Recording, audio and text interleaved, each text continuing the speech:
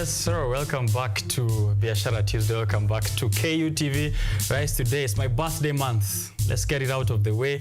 That's why I'm feeling a bit happier than normal. So look out for celebrations this month. But welcome to KUTV Rise Today. My name is Richard OKENYE. If you're joining us for the first time, let us know where you are watching from, and do inform us on social platforms at KUTV Kenya at Richard_OKENYE. This is Biashara Tuesday. We get to discuss business. How is the economy faring on?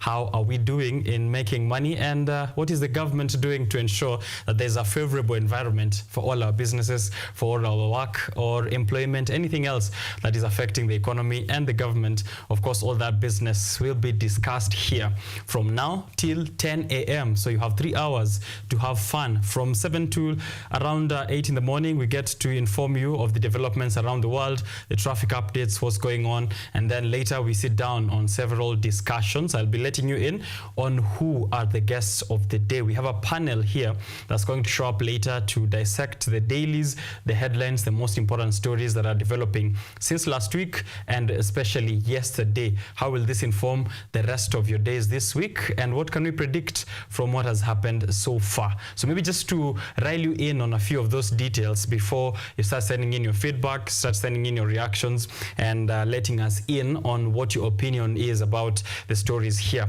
In a notable display of unity, President William Ruto and his now very good friend and former political rival Raila Odinga have arrived in China ahead of that forum on China-Africa cooperation. The China-African Cooperation Summit is happening in Beijing as a delegation of African leaders is attending this summit to have discussions with the leaders of that side of the world on what kind of collaborations and what benefits we can get. This joint arrival in China has drawn a lot of significant attention towards Raila Odinga and President William Ruto. Just to look at what they were dressed in, I just saw that President William Ruto was there dressed in Tommy Hilfiger, as always, yeah, man of style, and Raila Odinga just right behind him in Kaunda and a Godfather hat.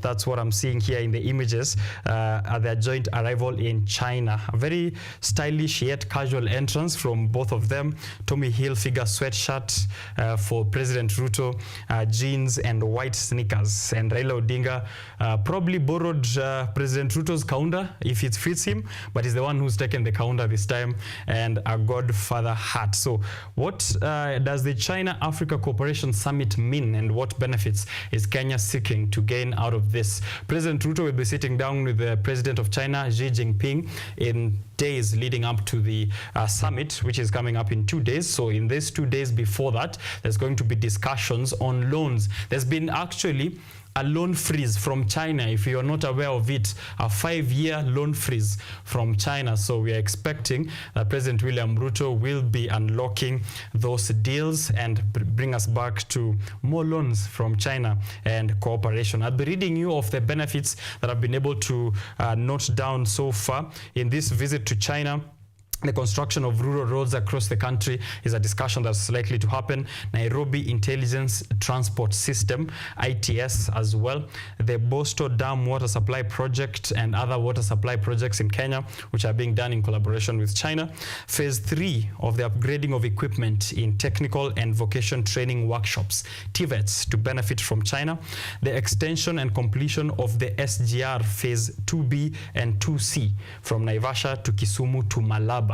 That's also a discussion happening there, and the dualing of the Nairobi Northern Bypass. The Nairobi Northern Bypass dualing supposed to be done in collaboration with China in this summit. This is also a discussion that's likely to happen. In the meantime, in Kenya, there's a new system, information management system, that is supposed to help the government keep track of state officers in their visits outside of this country. If they'll be able to track President William Ruto's visit visits and ensure that he reduces them, well and good. But the aim is to ensure that every state officer is keeping up to the regulations and the provisions which President William Ruto himself announced just a year ago, to say that they've cut down on the number of visits by these state officers and also the number of delegates who are accompanying them. So to ensure that this is being done, there's going to be a digital tracking system for all state officers. I am saying once more that I hope this is something that can be implemented in the State House, in the office of the president,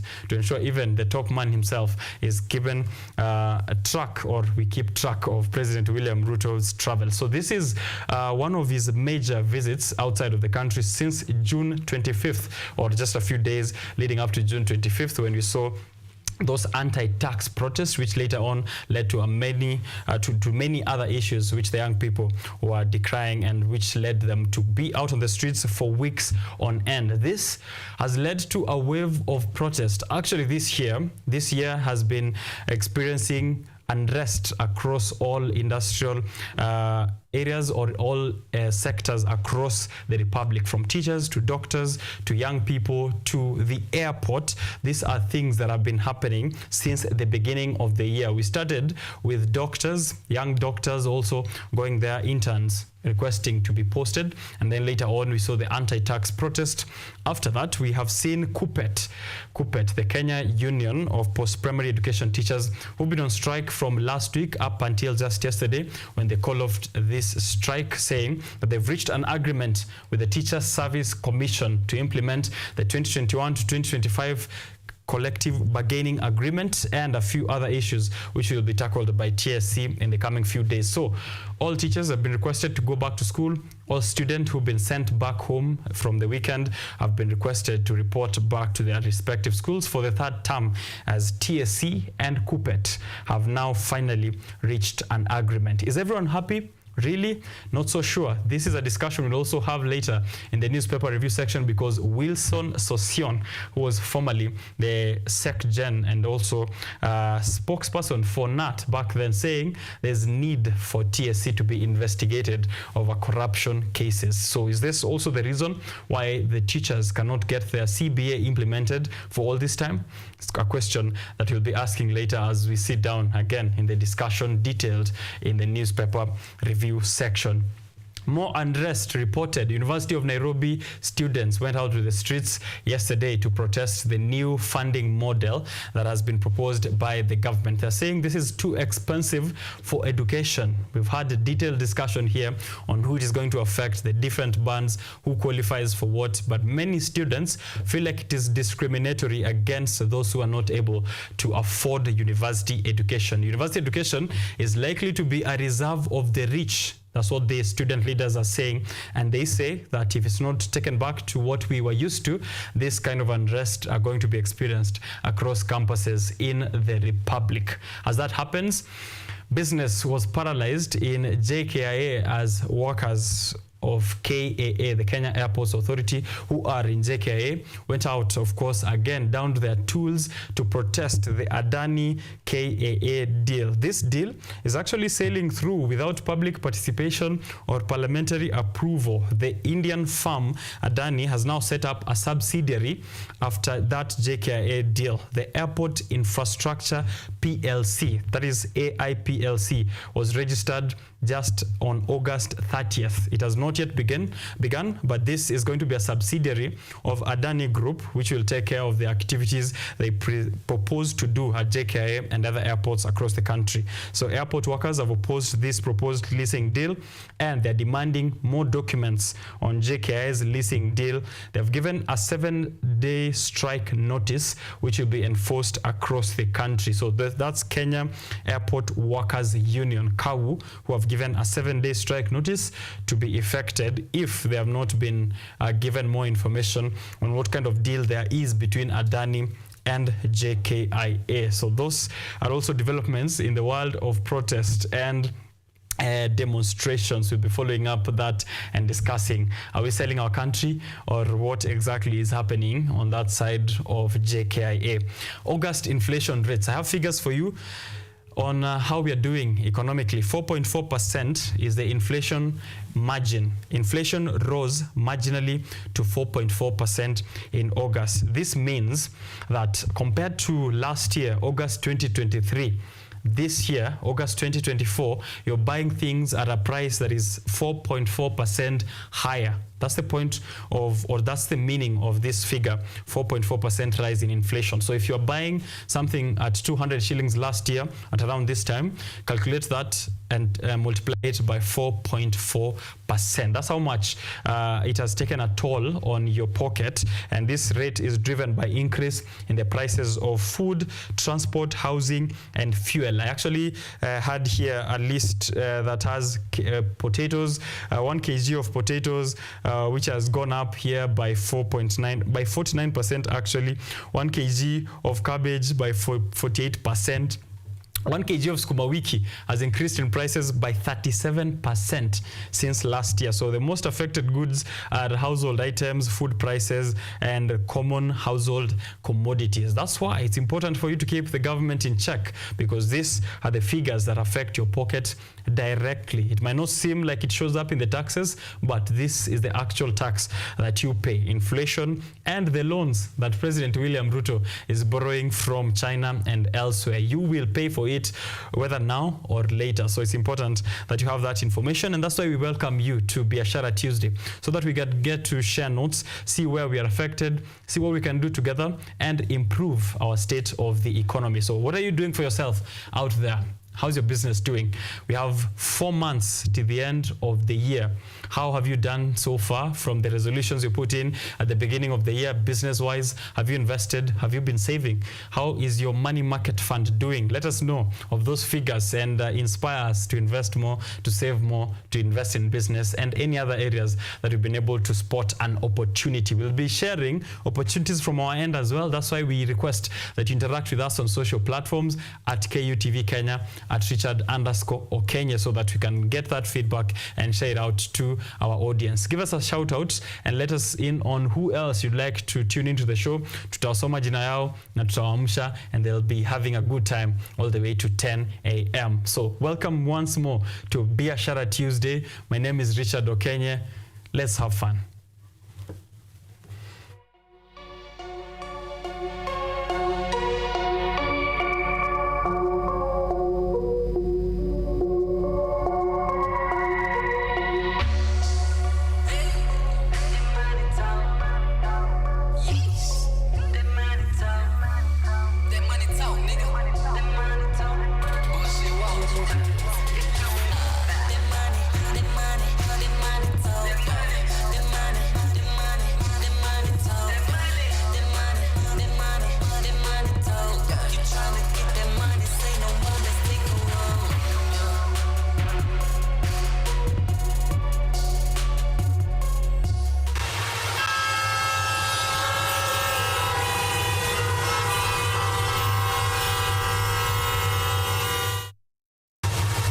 Information, traffic updates, what you should be aware of when you're going out there, alternative routes, traffic information, sensitization. We're getting all this, and I'll be informing you where we do get it, from Road Sense Kenya to Mathri route to Kenya traffic updates and more. I'll let you in. But first, we begin from KENHA. The Kenya National Highways Authority is advising motorists to follow a proposed traffic management plan that is going to disrupt a busy Nairobi highway. So this is going to affect Uhuru Highway, and it's a disruption that's going to begin at Haile Selassie roundabout. So from Haile Selassie roundabout on Uhuru Highway, there's going to be scheduled roadworks and temporary traffic disruption. These scheduled roadworks began on Saturday, this past Saturday, 31st August, and going to continue till mid-October. So this is from the whole of September and up to 15th October 2024. So it's going to be happening because there's a construction of a pedestrian underpass at that section, which has already commenced, and also some other roadwork maintenance activities. Disruption on Uhuru Highway. So vehicles from Upper Hill towards Waiyaki Way are supposed to use the Green Park terminus. So from Upper Hill to Waiyaki Way use the Green Park terminus, while those from Mombasa Road to Waiyaki Way will be using the diversion at that Green Park. There's going to be a diversion at the Green Park terminus for both ends. That's what I'm getting the information here. So vehicles from Waiyaki Way to Mombasa Road, diversion just at the Ruby's petrol station, while those from the CBD to Mombasa Road will be using the one on Ring Road behind Pastor Nganga's church, behind Neno Evangelism Church. So ukifika hapo, piga hapo ka diversion and do not proceed to the other side of Uhuru Highway. From Haile Selassie, Uhuru Highway all the way to the sides of Waiyaki Way. So Kenya has noted that the vehicles from CBD towards Upper Hill and Upper Hill towards CBD will not be disrupted, but will use the Green Park terminus. So wale Waiyaki Way, Mombasa Road and CBD are the ones who are affected. If from Upper Hill, use the Green Park terminus. It's going to happen from then all the way to mid-October, October 15th, disruption of Uhuru Highway. Usijipate kama hauna hiyo information. 45-day traffic disruption. That's the info I have here from Kenya, and the motorist office is the one that is giving me this information. Motorist Association of Kenya, the umbrella driver and vehicle for the umbrella body for vehicles and drivers in Kenya. Here also I have information, and that is on what you should do now that we have children going back to school. What kind of awareness should you have for safety of children as they go back to school? Ensure that the vehicle they're traveling in is roadworthy with a valid inspection certificate, RSL and insurance. So there is an inspection certificate for all buses taking kids back to school. So ensure if you're having your kid use that, they have the necessary documentation, valid inspection certificate, and insurance, and of course a driving license for the driver. A PSV badge is also necessary if you're boarding them on public transport. So make sure you're on a PSV badge and they have a driver's license. Ensure that no child or their body parts is hanging outside of the vehicle. So they should not be peeping or having their hands outside the windows or anything else that might put them in danger. So ensure no child or part of their body parts is hanging outside of the vehicle. Here also information that you should ensure the vehicle is serviced and parts including the brakes, tires, lights, side mirrors are all functional. So just a well-serviced vehicle is important if your child is going back to school. President William Ruto is in China. I had already informed you of what a few of those benefits is looking to unlock are looking like. But just to reiterate, especially because we are on the road part of it, Forum on China-African Cooperation, the Forum on China-Africa Cooperation, benefits for Kenya, especially in matters of transportation, construction of rural roads across the country. China is supposed to help us out in that. Nairobi Intelligent Transport System supposed to do a digital management system for our public transport. There's also a phase 3. This is for TVETs. On the roads, it's the extension and completion of the SGR phases 2B and 2C. So this is the SGR from Naivasha to Kisumu and the SGR from Kisumu to the Malaba border. So extension and completion of those two phases. The dualing of the Nairobi Northern Bypass. Northern Bypass, I believe, is the one that is right here along, just cutting across Thika Road, if I'm not wrong. So the dualing of that Nairobi Northern Bypass, also a discussion that President William Ruto will be having with China. Breaking news here from yesterday, a Salama bus which was en route to Nairobi from Moyale was ambushed by heavily armed assailants who now have here reported casualties, and this is after they sprayed bullets on this bus from Moyale.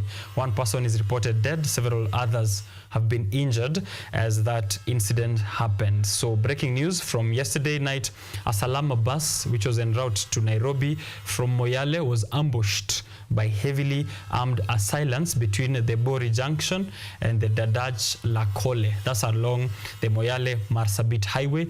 The casualties reported here, 1 dead and several injured, and this is after the heavily armed assailants sprayed the bus with bullets. So NPS officials and the Interior Ministry have been tagged here and told to ensure that they attend to it promptly. So that's the information you should have as you go out there on the roads. Asante sana for those who are out there and giving us alternative routes pia. Mshinda mkituambia na mnatutag ndio tujue tunaambia wengine wao wapitie wapi na wasipitie wapi. Thika Road, it's bumper to bumper.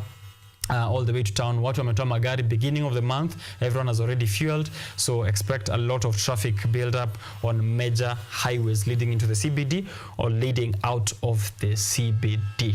What is happening where you're at? If you're not in Nairobi, kama uko Mombasa, kuna kaje? Kisumu, traffic updates, Turkana, Moyale, let us know and we'll be updating others as we go on the show. It's 7:52 in the morning. I already see a couple of people who are on the live stream. Ole Runke TV tuned in and enjoying the show. I see Rockies, if I spelled it correct. WROKES. Good job saying there. Asante sana for tuning into the live stream. We'll be giving you your shout outs as we go on. Taking that breather, and then I will be back with the updates from all across the world, what the newsroom has for us, and then informing you of who the panel is comprised of today. So grab yourself your dailies, alafu I'll be right back with you. Don't go too far. This is still Biashara Tuesday.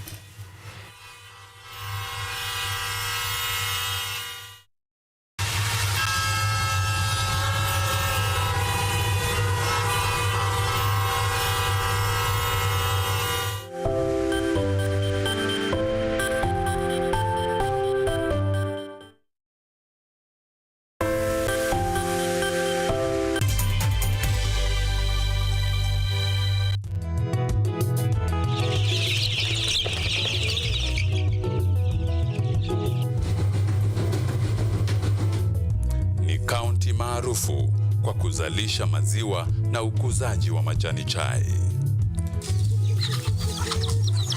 Pia serikali ya kaunti inawahimiza wakulima kukumbatia mitindo mingine ya kilimo kuzidisha mapato. Kama kuna kikundi moja inafanya biashara ya kuuza kuku, hao pia tumewafadhili kuwafunza jinsi ya kuhandle zile kuku kwa sababu wanaleta kwa wingi.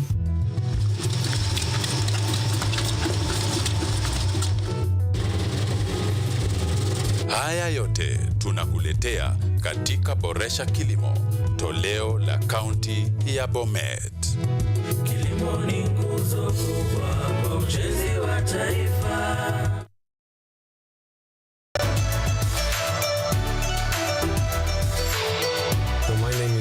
I'm Associate Professor in the Institute of Philosophy of Jagiellonian University in Krakow, Poland. And I'm the main coordinator of the Cafe project, which is being here hosted by Kenyatta University. My name is Eva Hudoba. I am a project manager in this consortium. Keep watching cutting-edge research at Kenyatta University Television.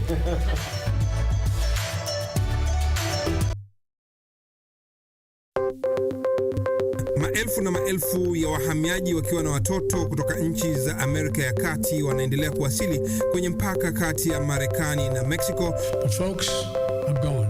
Thank you very, very much. I appreciate it. Thank you. Ni habari kutoka pembe zote duniani. Pepo pasi vuguvugu, pepo pani idea. Tazidi ananyonya, hanyonyi vizuri, anakuwa hayuko comfortable. Jeshi la Jamhuri ya Kidemokrasia ya Kongo linapambana na waasi wa ADF. Wito kwa mashirika, makampuni na vile vituo vya uchukuzi. Mambo mengi yatakwenda kama yalivyopangwa. Hapa ni kuna mmoja wa viongozi wa chama cha wavuvi katika eneo hili. Zaidi tunajaribu kuwapa chanjo ili ina boost ama inanyanyua kinga ya mwili, hiyo inaenda kupelekea kupambana na virusi. Ni duniani leo, Jumatatu mpaka Ijumaa, moja kwa moja kutoka VOA Swahili, Washington DC.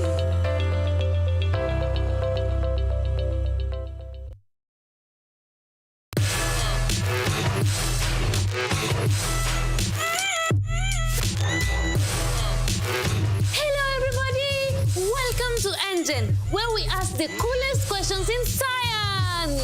Let's go! Is yogurt really just rotten milk? Why do humans need sharks to survive? How did a 12-year-old boy from Africa invent modern vanilla farming? How do you deliver medicine to a chimpanzee? Can poop be useful? How can you save the planet by reducing air pollution? To help us answer these questions, we are inviting some wonderful guests from the world of science. They will enlighten you, make you hungry for knowledge, oxygenate your brain, and make your ideas flow. This is Engine Season 3. Let's go!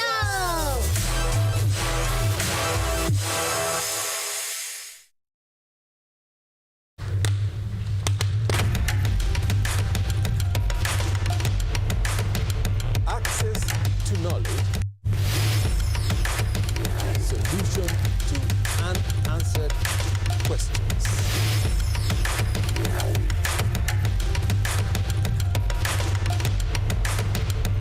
Guidelines to pursuing your rights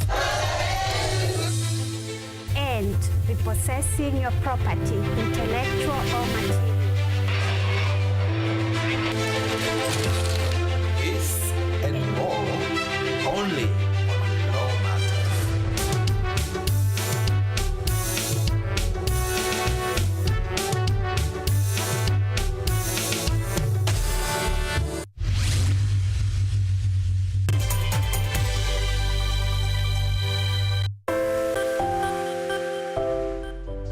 All right, thank you for keeping it here still. It's just 2 minutes before 8 in the morning. We're getting into that second hour quick fast. That's when we'll be getting into the discussions that I've prepared here for you. This morning, we're sitting down with Ojwang Mariam once more, as always, giving us his insights on the political developments and the happenings in the daily, but not alone, alongside Njeri Mbogo, youth president from Kirinyaga County. Njeri Mbogo joining us here for the first time, just that female voice that we need here this morning to get her perspective from Kirinyaga County, but also in youth politics. What is the agenda and what is the way forward for the young people in their development agenda of the nation? So grab yourself a copy of the dailies, look at what is happening, what is the priority the editors have given there, and then we can hear your opinion, share ours, react, and predict what can we expect in the coming few days. So that's happening in the newspaper review section later. Njeri Mbogo, Ojwang Mariam, and myself sitting down here for a very detailed newspaper review section. Just in a few seconds from now, I'm going to give you updates from your world. What has happened, what is important in our borders and outside there. I see news from the political side to the economy, to the US elections, and also to sports. But I think the person who prepared this report yesterday, or the editor in KUTV newsroom, is not, or is a fan of either Manchester United or one of those teams which were beaten over the weekend, because I cannot see it in the news, but I will do it. I will read what I know and what happened over the weekend. We shall not be silent over the atrocities in the EPL. So wait up on that, but some good information from Mary Moraha, who has shattered the record held by Semenya, by Caster Semenya of South Africa. So Mary Moraha, the Olympic bronze medalist, some information for you on a new world record in the women's 600 meters. We are always setting records and new world records and shattering previously held world records. So if Caster Semenya has already been, his record has already been wiped out by Mary Moraha, I'm hoping that in the 100-meter race, Usain Bolt's record, Omanyala, you have something for me sometime soon. I really do hope so, but congratulations to them. That information is coming to you in a bit. Let's get to it.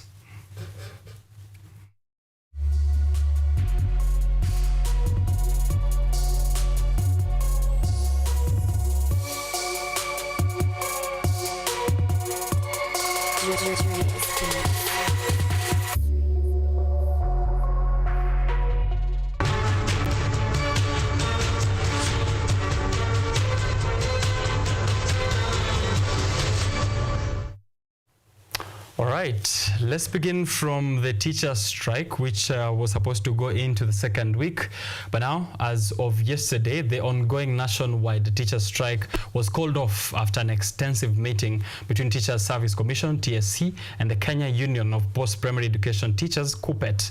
Akelo Misori, the Secretary General of KUPPET, told the media that the strike has been put on hold following a provisional agreement with the Teachers Service Commission.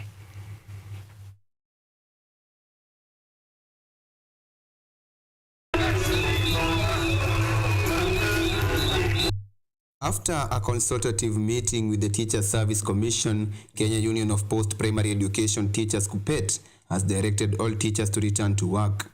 While speaking after the meeting, KUPPET Secretary General Akelo Misori has cautioned all teachers to resume their post as the matter at hand is being addressed. In an effort to put an end to the work boycott through alternative dispute resolution, TSC and KUPPET had a productive talk today in the wake of the industrial action. According to TSC Chief Executive Officer Nancy Macharia, an agreement has been met and it's now up to TSC to resolve the said problems. The government pledged on August 21, 2021 to finance the second phase of the Teachers Collective Bargain Agreement, which was scheduled to go into effect on July 1, 2024. According to Nancy, all teachers have benefited from the implementation of the second phase of the CBA, with all the areas settled. Remittance of the third-party deductions, restatement of medical plan, and over 51,000 teachers' promotions are among the issues that have been rectified. In addition, the government has given JSA instructors greater resources for professional development, promising to resolve the outstanding concerns. It's now up to the teachers to see if they will adhere to the directive and return back to school after they had earlier today called on parents to withdraw their students from school. Edward Nyamo, KUTV.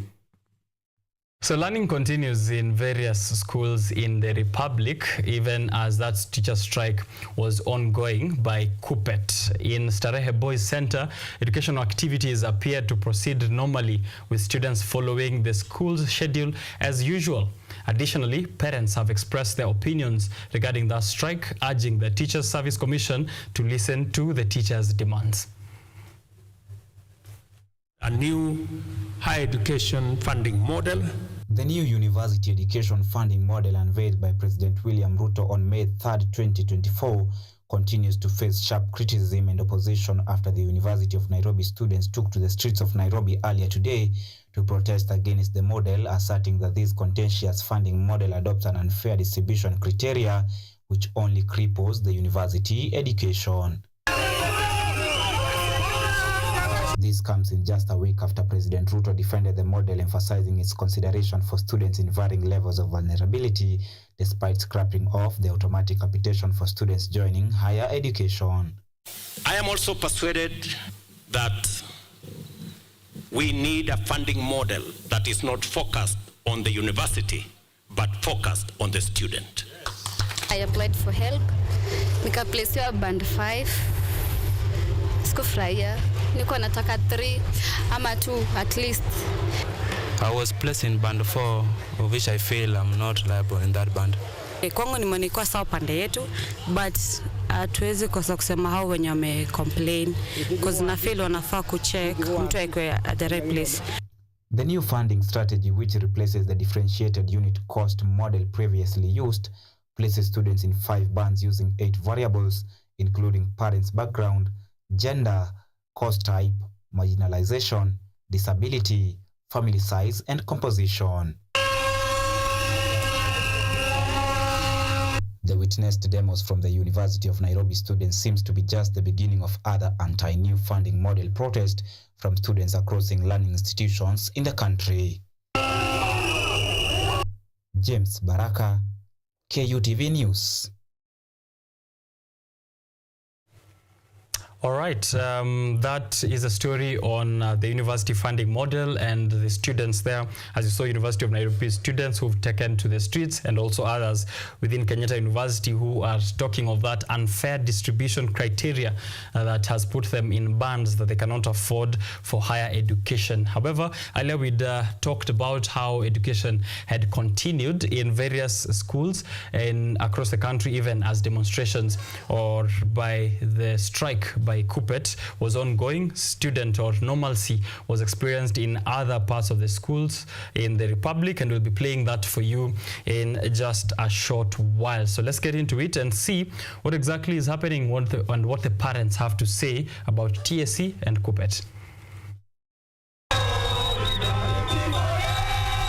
While teacher strikes continues across the country, learning seemed to be ongoing in various schools, including Starehe Boys Center.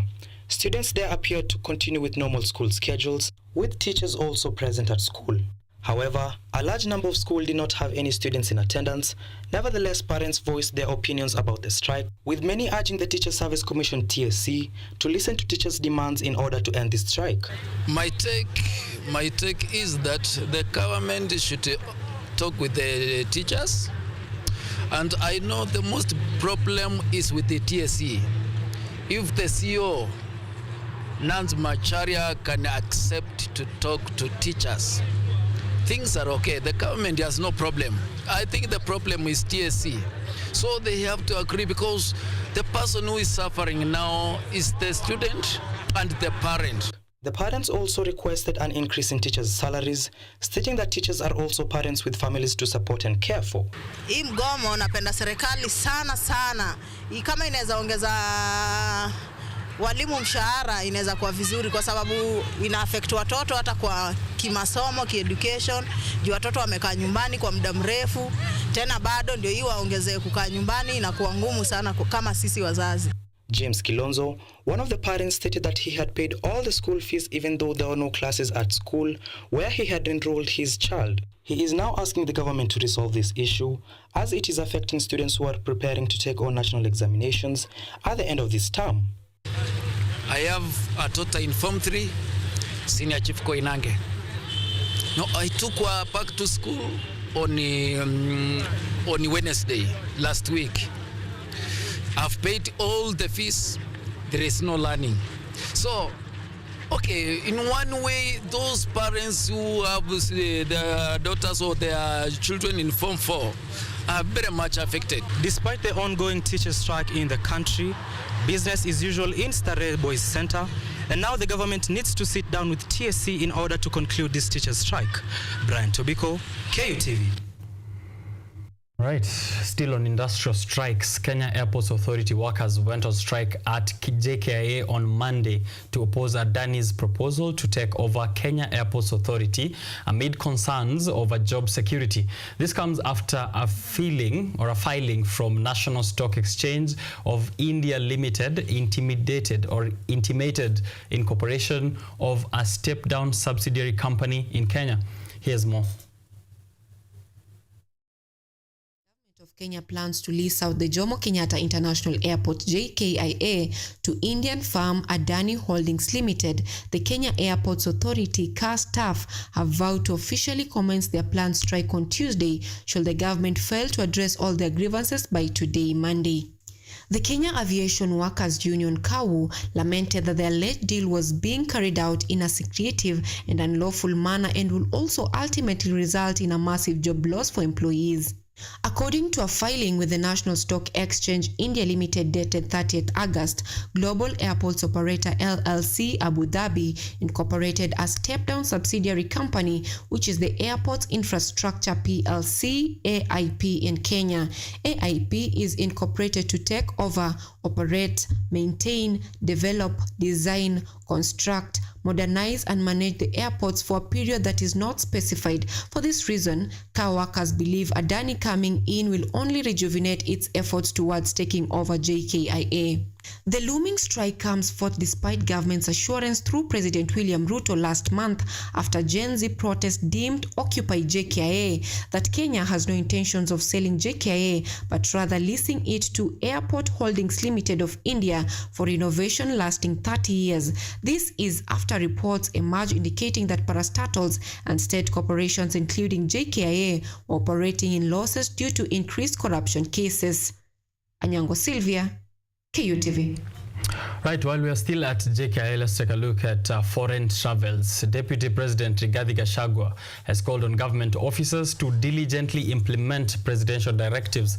Speaking at the launch of 2 new information systems, Gachagua emphasized that efficient execution of these directives is crucial for upholding the dignity of President William Ruto's office. Listen in. Deputy President Rigathi Gachagua underscored the importance of implementing presidential directives effectively. The launch of the Presidential Directives Management Information System and the Foreign Travel Information Management System marks a pivotal step towards improving government efficiency and accountability. ICT has been universally recognized as an enabler of development in all spheres of human endeavor through facilitation of access to information to support decision-making and through efficient and effective processes. Technology is a strategic driver to not only improve efficiency, more so in the public sector, but also to make government more transparent, trustworthy, accountable, and open. The newly introduced systems are expected to bolster efficiency and accountability in both domestic and foreign government operations. The PDMIS is designed to facilitate the tracking and auditing of presidential directives, ensuring that actions taken align with the president's vision and are completed to the satisfaction of Kenyans. Gachagua stressed that the system will aid in identifying and addressing any challenges in directive implementation, thus reinforcing the president's authority. Especially when one considers the turmoil we have experienced in the last few months. Its root cause can be traced down to loss of trust, lack of transparency, and poor accountability. One objective of the Kenya Kwanza is to enhance government service delivery through digitization and automation of all government critical processes and make available 80% of government services online. Similarly, the 4 teams aim to enhance the management of foreign travel by government officials. This system will ensure that public resources used for international trips are justified and well accounted for, addressing public concerns about transparency in the use of taxpayer money. PDMIS will record, track, and report on the implementation of presidential directives, replacing manual dispatch methods and providing robust feedback and reporting mechanisms. So government moves slowly, which is a good thing, because while the executive runs on an election cycle of every 5 years, institutions preserve continuity. The introduction of these systems is seen as a response to calls from the public for greater transparency and accountability in government operations, signaling a move towards a more efficient and responsible administration. Brenda Nyongesa, KUTV. As we try to respect President William Ruto's office, he is out there. President William Ruto is in Beijing for the Forum of China-Africa Cooperation Summit. The summit gives a chance to Africa to fortify and revitalize its relationship with China during this meeting. China has considerably improved Africa's infrastructure over the years, demonstrating its status as a true development partner. Ruto is expected to hold bilateral talks with the key investors in China in his move to popularize Kenya workforce as a tool to revolutionize Africa economically.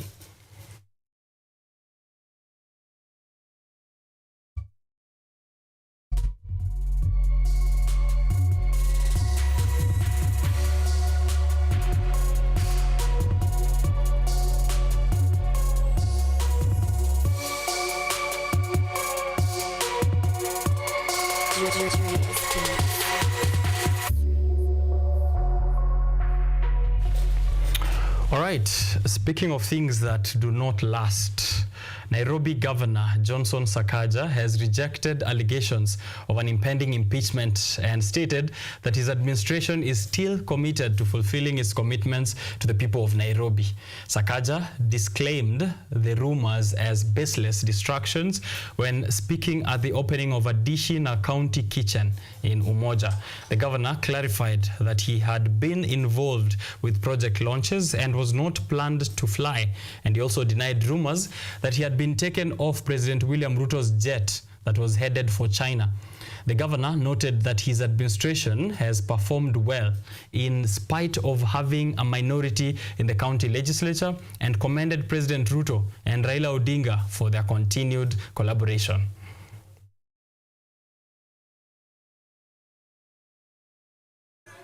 As always, hiyo vitisho tumezoea kwa muda mrefu. As we are focused on the work we are doing for the people of Nairobi. So please, our team in the executive, our team in the assembly, remain focused. What we have to do for Nairobians. Jana kulikuwa na documentary ya Sakaja at 2. If you look at what we've been able to achieve in 2 years, it is because of being focused and keeping your eyes on the ball. Keep your eyes on the prize. Muache mambo ya side shows. Na porojo ni mingi. Saizi Raila na Rais Ruto wako China pamoja. Na juzi ilikuwa ati watu hawezi kuongea. Si ndio hiyo? Mimi vile niliwaambia nafanya kazi na pande zote, watu walileta vuguvugu, hata nyinyi wengine mlininyorosha, lakini sasa ona mko wote kwanza hiyo roro. Mimi nikianza broad based, mlishika nare, but nilikuwa nimeona mbele that we must have to work broad based the whole of Kenya together. So mambo ya porojo msikuwe, na propaganda ni mingi, nasikia ati sijui nimetolewa kwa ndege gani. Na nilikuwa na hii function hapa leo. So forget those things that you see, focus on work. Hawa wananchi ni wananchi watakatifu. Hawa watoto, they deserve your undivided attention. Wake up every day thinking about the people who you represent, the people who have given you an opportunity to serve. The rest of the things will come later, and even then later we will be ready for the politics at that time. Well, let's move from the county I work at to the county I live in of Kiambu. With over 1 million young people entering into the labor market annually at the time when unemployment in the country continues to rise, youngsters have been urged to form cluster groups to benefit from social economic empowerment. Kiambu Deputy Governor Rosemary Kirika regretted that due to the joblessness catastrophe, most youth end up engaging in antisocial behavior, including drug and alcohol abuse, violent extremism, among other immoral conducts.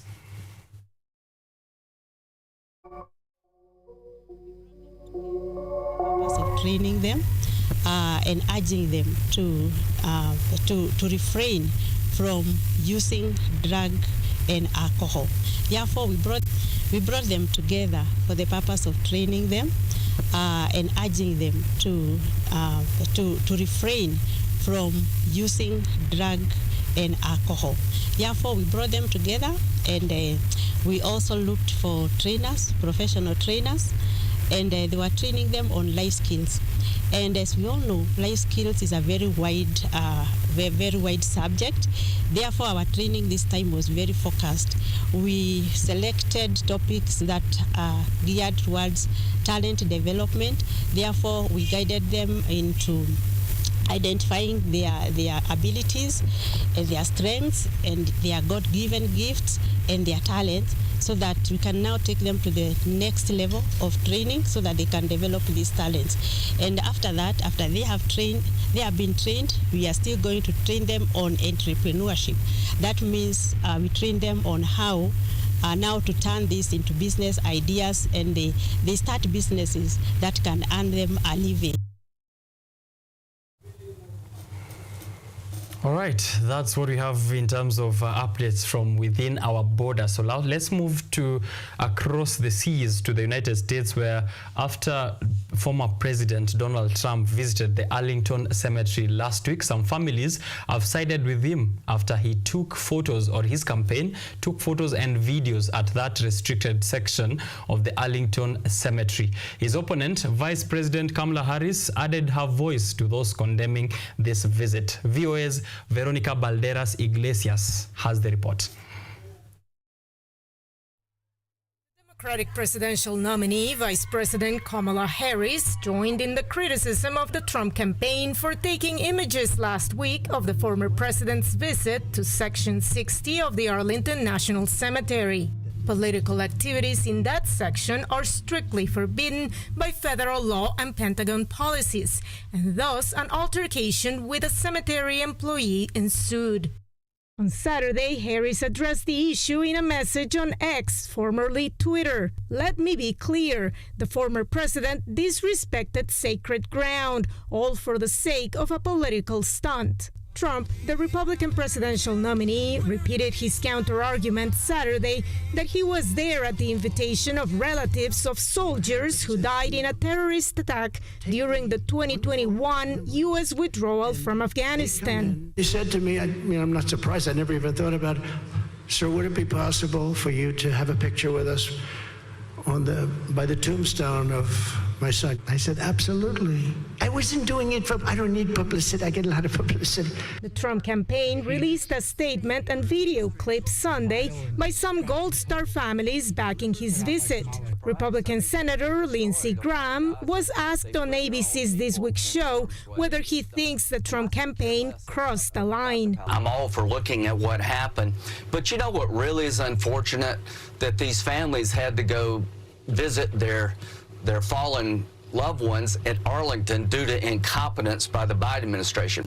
Rise in terrorism, combine that with a broken border, another 9/11's coming our way. When it comes to securing the border, Harris's vision would prove the most effective, said Colorado Governor Jared Polis. He was asked to clarify if it would include building walls and how it compares to Trump's approach. The border wall that Donald Trump has proposed is a huge boondoggle and waste of taxpayer money. He effectively talked about a wall across the entire border rather than using barriers of different kinds effectively. Kamala Harris is for is securing it in the most cost-effective way possible. On the Labor Day holiday Monday, Vice President Harris will campaign in Michigan and Pennsylvania. On Tuesday, her campaign will launch the Fighting for Reproductive Freedom bus tour, with a kickoff event in Palm Beach, Florida. The Trump-Vance campaign will hold events Tuesday in Braselton, Georgia, and Mesa, Arizona. Veronica Valderas Iglesias, VOA News, Washington.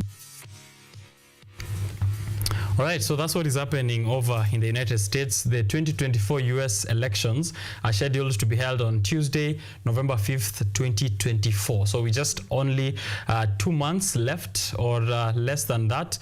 Kamala Harris edges out Donald Trump in poll data that I have here, which shows lead in key swing states. So Kamala Harris, the current VP, is getting 48% in these polls, while Donald Trump has consistently polled at 47%, with just that 1% margin of error. So 47%, 48% is going to be a heated up election, and we're going to discuss it here on what exactly the outcome might look like and what does it matter for us on this side of the world. In the Middle East, after the bodies of 6 slain Israeli hostages were found in a tunnel in the southern Gaza, Israelis have reacted with shock and anger. Some blame the Israeli government for not reaching a ceasefire with Hamas earlier. Israel's largest labor union has announced a general strike starting yesterday. Just days after their families screamed to the hostages on loudspeakers at the Israeli-Gaza border, the Israeli army announced that 6 hostages were found in a tunnel in southern Gaza. The murdered hostages included Hirsch Goldberg Poland, a dual U.S.-Israeli citizen. They were cruelly murdered by Hamas terrorists shortly before we reached them. They were abducted alive on the morning of October 7th by the Hamas terror organization. Their bodies were found during combat in Rafah in an underground tunnel, approximately 1 kilometer from the tunnel from which we rescued Farhan al-Qadi a few days ago. The Israeli press says that rescue may have provoked Hamas to kill the 6 hostages, fearing the Israeli soldiers were getting closer. It was also reported that 3 of the 6 killed were set to be released on humanitarian grounds in the first stage of a ceasefire, including Goldberg Poland and 2 women. In mass demonstrations around the country, protesters say the government is sabotaging a hostage release deal in favor of maintaining a military presence along the Gaza-Egypt border. This policy decision was confirmed by government cabinet ministers a few days ago, and according to Israeli press reports, Prime Minister Benjamin Netanyahu acknowledged that their decision likely meant the collapse of negotiations over a hostage deal. But after the killing of the 6 hostages, Netanyahu blamed Hamas for the lack of any hostage deal. These days, while Israel is conducting intensive negotiations with the mediators and a supreme effort to reach a deal, Hamas continues to firmly refuse any proposal. Whoever murders abductees does not want a deal. Polls show a majority of the Israeli public supports a ceasefire deal as the only way to release the hostages, even if it means that Hamas is not completely destroyed, according to Gershon Baskin, a longtime Israeli negotiator with Hamas. The military pressure does not release hostages. 8 hostages were rescued in military operations. There are still 101 hostages in Gaza. If something is learned from what we learned last night when these hostages' bodies were found, is that military pressure will not save them. Military pressure will kill them. Amid national mourning for the 6 young hostages, Israelis have gone into the streets in mass demonstrations against Netanyahu's military policy and are holding a one-day general strike Monday. Linda Gradstein for VOA News, Jerusalem.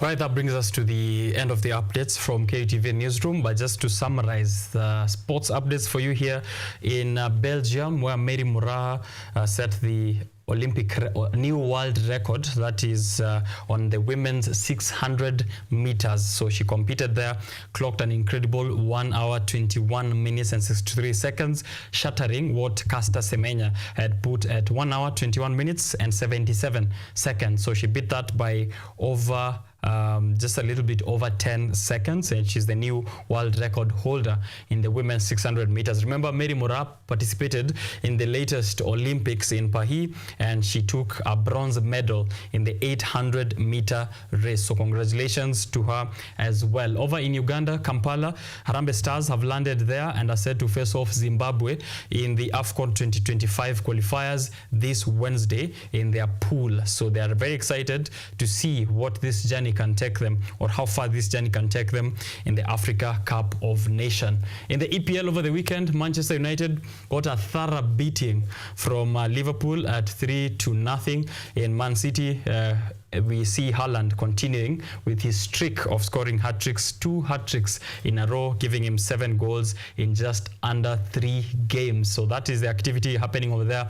Chelsea, yeah, a draw, nothing much there. And as well as Arsenal, nothing much to speak about. So the winners over the weekend, Manchester City and Liverpool. The rest, you try again over the coming few days. For Manchester United, maybe next season.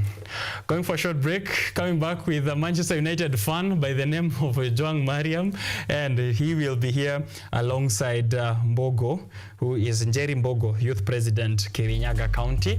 Njeri Mbogo, Ojwang Mariam, and myself on that panel discussion, looking at the headlines of today. What are the papers saying? What can we expect in this week? What is business? Where is business good? Last week I had some tips for where you can invest your money. I have a few more for you. So tune in for that bit. Nilikuwa nimesema this is my birthday month, and I saw here a very hilarious comment from a Kenyan saying that wanaume huwa hawa celebrate birthday zao, and then a response from the legal jester saying, mbona celebrate ile siku shida zako zilianza? Think about it. Going for a short break, coming back. Biashara Tuesday is still on air.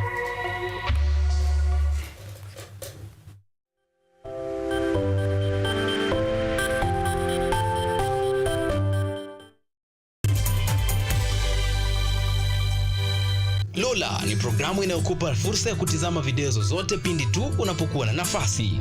Hadithi za kukupa motisha, drama, maisha ya vyuo vikuu, teknolojia, masuala ya jamii, kuzuru maeneo tofauti, spoti, burudani na zaidi. Pata programu ya Lola sasa kwenye rununu yako kwa yote unayohitaji.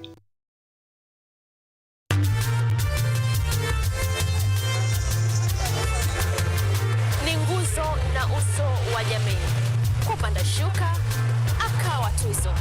Ukakamavu wake, ukatii, na kumfanya mwenye bidii. Kwa machozi na makeke, akabaini jinsi ya kuwini. Huyu ni mwanamke ngangari, kwa jinsi alivyo ng'ari-ng'ari. Mimi ni mwanamke mwake. Usikose kutazama kipindi cha mwanamke mwake, nami Caroline Kimweli.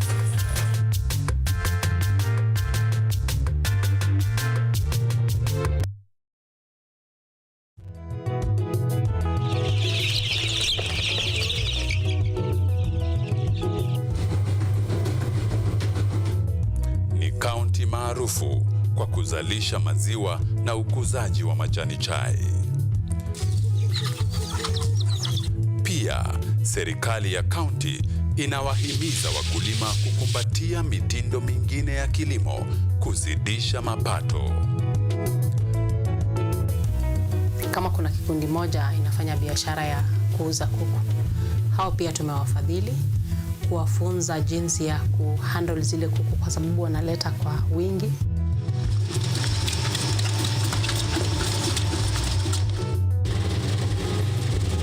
Haya yote tunakuletea katika Boresha Kilimo, toleo la kaunti ya Bomet. Kilimo ni nguzo kubwa kwa ujenzi wa taifa.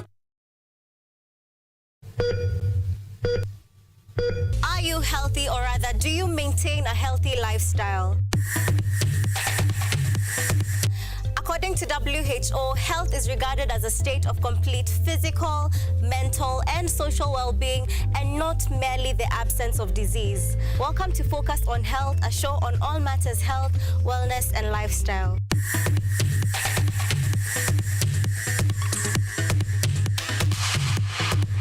On this show, we cover a wide variety of topics, inclusive of, but not limited to, dental, optical, mental, reproductive health, and so much more.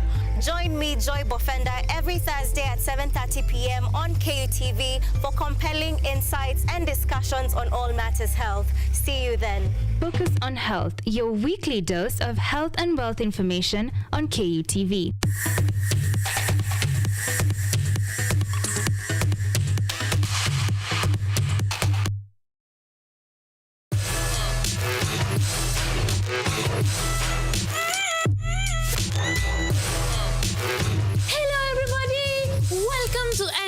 Where we ask the coolest questions in science. Let's go! Is yogurt really just rotten milk? Why do humans need sharks to survive? How did a 12-year-old boy from Africa invent modern vanilla farming? How do you deliver medicine to a chimpanzee? Can poop be useful? How can you save the planet by reducing air pollution? To help us answer these questions, we are inviting some wonderful guests from the world of science. They will enlighten you, make you hungry for knowledge, oxygenate your brain, and make your ideas flow. This is Engine Season 3. Let's go!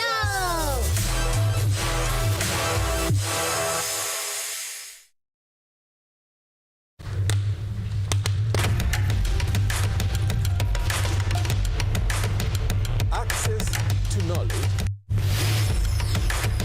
solution to unanswered questions.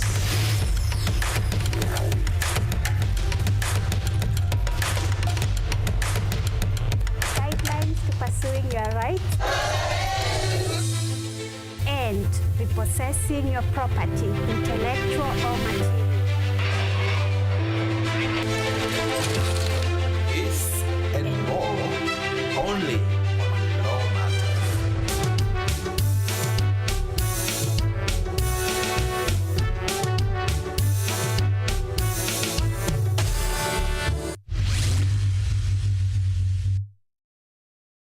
Get ready to embark on a journey into the exciting world of technology as we uncover the latest trends, interview top thought leaders, and dive deep into the world of tech like never before. Currently, we are facing the challenge in terms of finance. It requires one to move from different counties because we really need a large data set for our model to be more accurate. In this new and exciting series of the Technovation Show, join me, Yvonne Kimuma, every Monday, 8:30 p.m. for a fun and thrilling experience as we explore the cutting-edge developments, meet visionaries driving change. Somebody who is in the underground mine doesn't know the presence of those gases. So there are a lot of gases involved. There is methane, there is carbon monoxide, and there is also hydrogen sulfide. These gases actually, they are very dangerous and they are very toxic. And discover the endless possibilities of the tech world.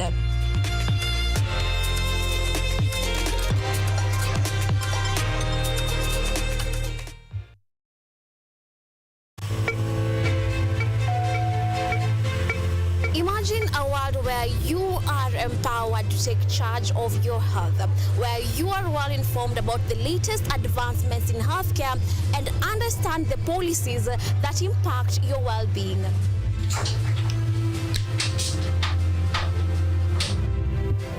Get ready to take charge of matters your health as we bring you a blend of weekly health features that engage professionals from across various medical fields. When do you decide as a patient, do I need to go see the doctor?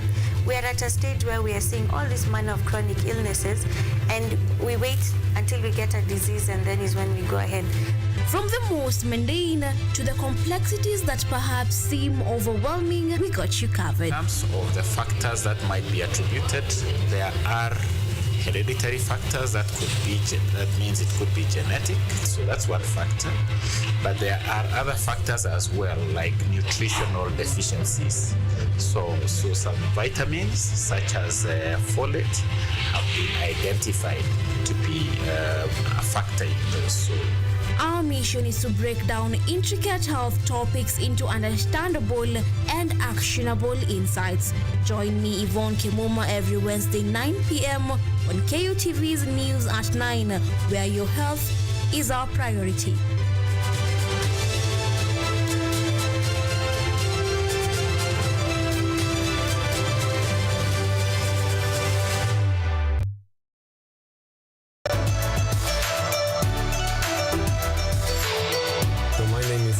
I'm Associate Professor in the Institute of Philosophy of Jagiellonian University in Krakow, Poland, and I'm the main coordinator of the CAFE project, which is being here hosted by Kenyatta University.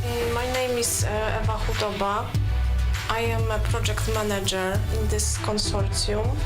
Keep watching cutting-edge research at Kenyatta University Television.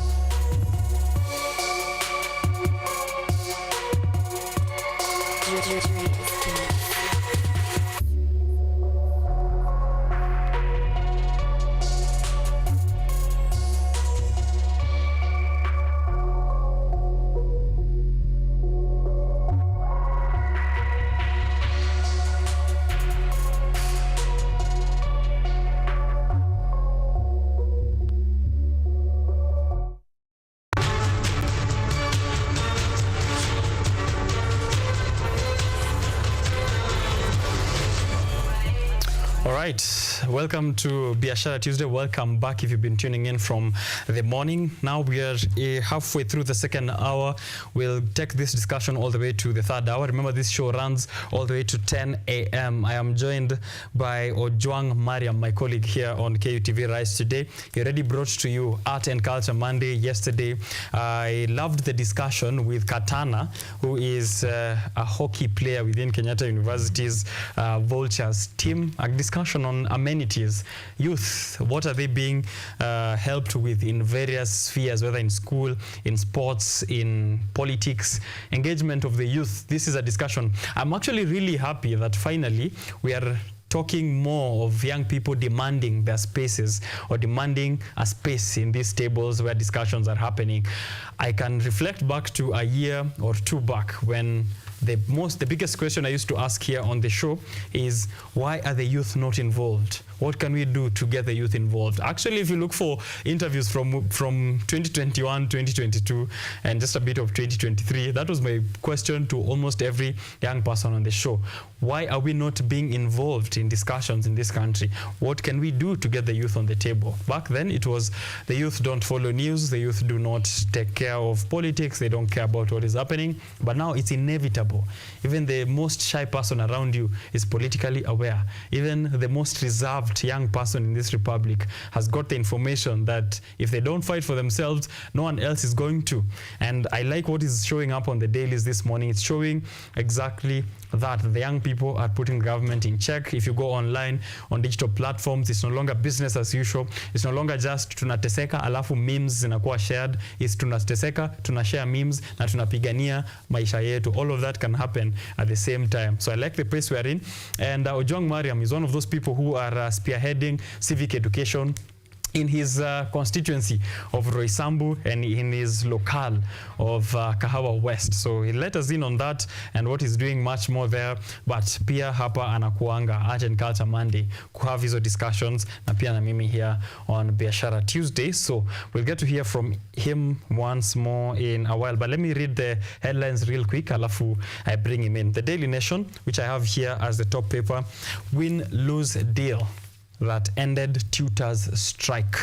A picture of Teachers Service Commission Nancy Macharia with Kenya Union of Post-Primary Education Teachers Secretary General Akelo Misori, TSC Chairman, as well Dr. Jamlek Muturi and other officials during a press briefing at the TSC headquarters yesterday. They have formed their own broad-based agreement for teachers to go back to school, and all teachers are being requested to report back after they had downed their tools for a week since the reopening of third term just the other week. So this is over. Back to work formula signed amid claims that there's been an unfulfillment of teachers' demand. That's why it's a win-lose deal, as titled here by the Daily Nation. Chini ya Daily Nation kuna picha ya former President Uhuru Kenyatta. It's been a minute since I saw him on the papers, and the title there is Uhuru's role in Raila's AUC campaigns. Former President Uhuru Kenyatta supports ex-Prime Minister Raila Odinga's quest to become Africa Union Commission chairperson. His office said yesterday, as it emerged, that he was using his old networks to campaign for him. His old networks include the former handshake partner, Uhuru Kenyatta. Now he has a new handshake partner in the name of President William Ruto, who they are in tour together over in China. There's a squeezed story just at the front there. Adani, who've set up a new subsidiary at JKIA. This is amid the strikes and the opposition from Kenyans and the general public over the exact details of this deal between Adani and JKIA. Who's losing and who's winning? Is it a win-lose deal as well, as it's been titled for the teachers, or is it a lose-lose deal? The Business Daily, Ruto seeks to unlock China loans after a 5-year freeze.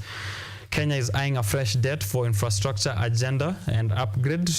The last time we signed a deal with China was in 2019. So President William Ruto is pictured here. Again, as I said, nili analyze vitu amevaa. That's a Tommy Hilfiger sweatshirt.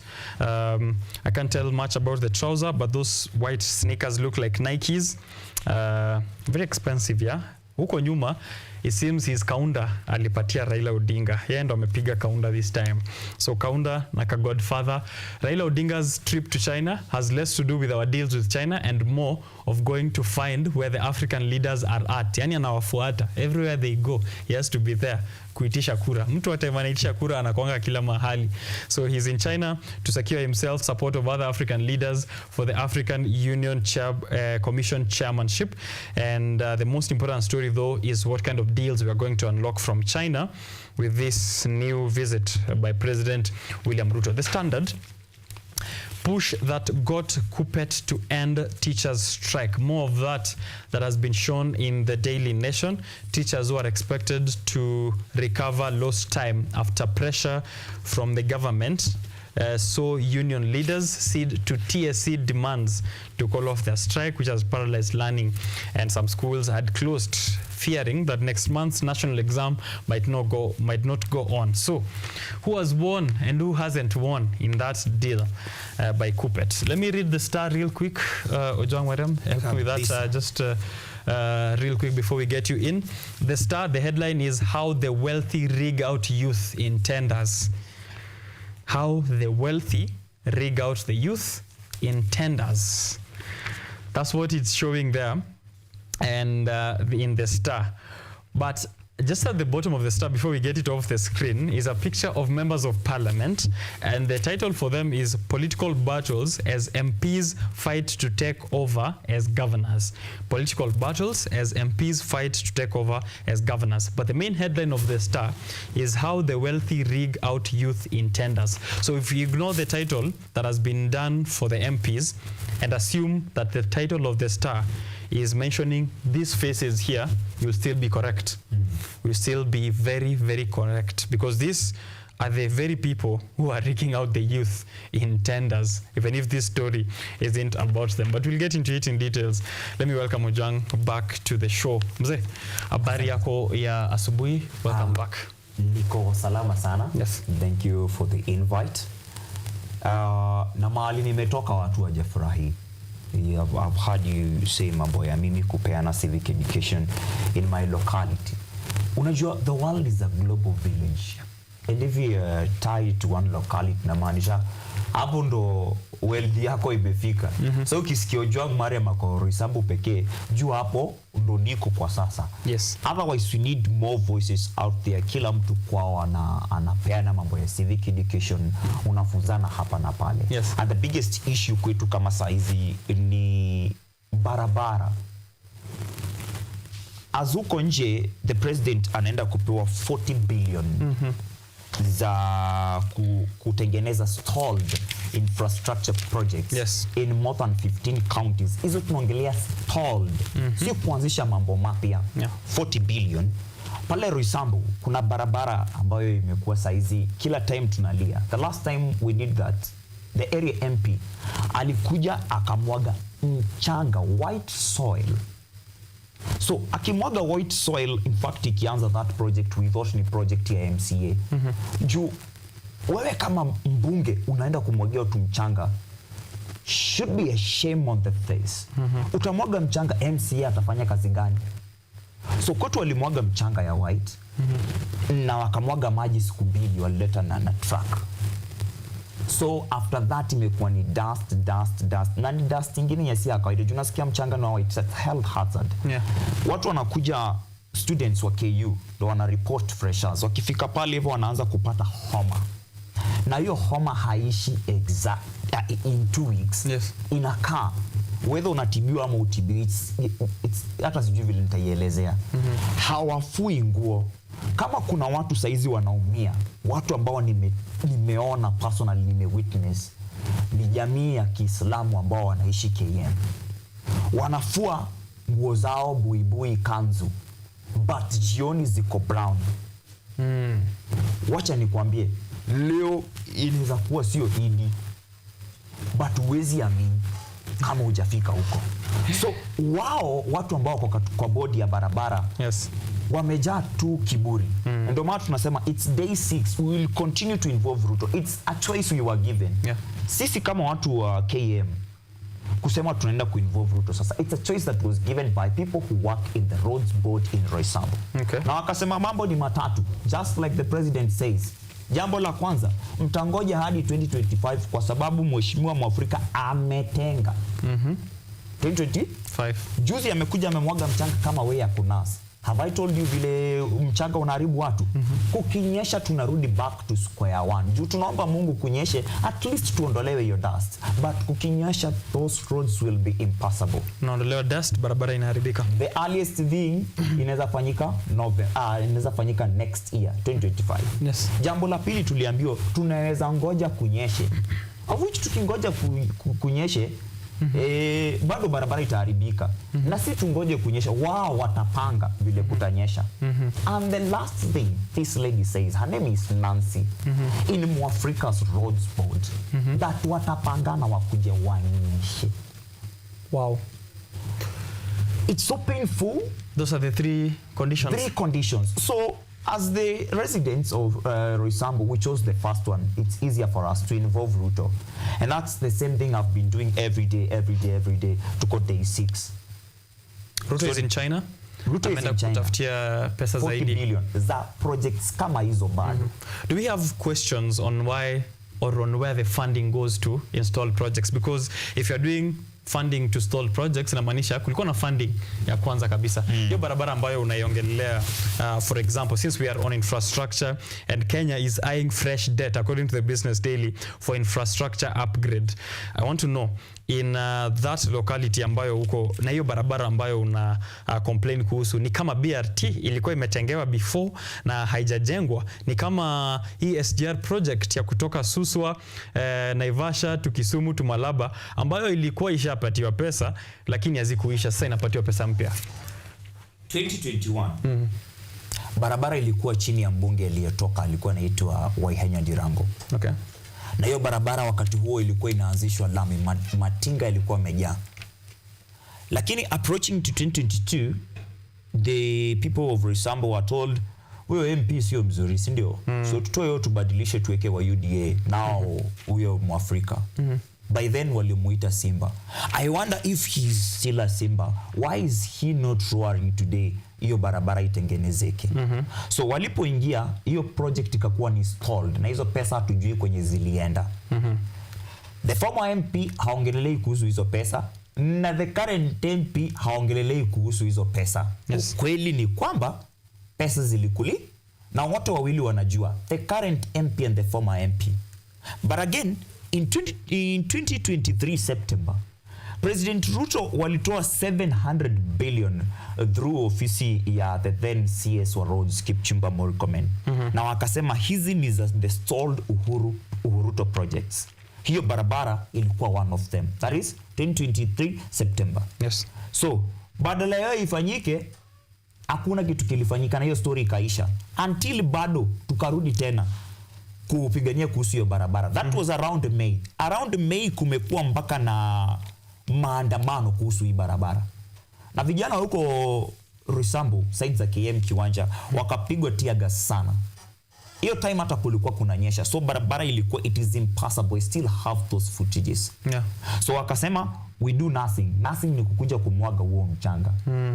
Hizo pesa zimeenda. So launching hiyo imefanyika, pesa zimekuliwa kwanza za launching. Cool. Alafu wanasema huyo MP Mwafrika ametoa pesa zake kwa mfuko. Now, let me tell you something. If I was an MP today and I know ati pesa zitakuja next year, na hapa hivi natoa pesa nikuje ni mwage mchanga, I would not do that. Yeah. Si pesa zinasemekana ziko kwa budget na ziko kwa financial year 2024-2025. Yes. Give that tender to someone. Sawa? Yeah. Someone that you trust, someone that can do work. Mpatie pesa. Hawa wabunge wako na pesa mingi sana. Ni pesa mingi sana wanakule zetu zenye ni za wizi. Wanaweza fund hiyo barabara. And then wapate hizo pesa from serikali wajilipe. How is Ndindi Nyoro able kutengeneza mpaka shule anaweka kabros ndani ya shule? When another MP mwenye ako Nairobi, Roysambu ni kubwa sana kwanza in Nairobi. Yeye hawezi tengeneza barabara main kutoka barabara ambayo ina connect Thika Super Highway to Northern Bypass. So kama unataka kutoka KU, which is the second best university in the country, na unataka kwenda Kenyatta University Teaching and Referral Hospital, that is the shortest route. Yes. Lakini hiyo barabara haijulikani jua venye inakaa. So huyo MP anashindwa kufanya hivyo, mwingine anafanya. Yet bado pesa zinakuja. Wao wanataka kukuwe na vitu zinaitwa pending bills. Right. So that wewe kama contractor ukikosa kulipwa, pending bills zinaongezeka, tunakulipa more na mimi natoa hapo hivyo. Wanaita kuvuta kichele.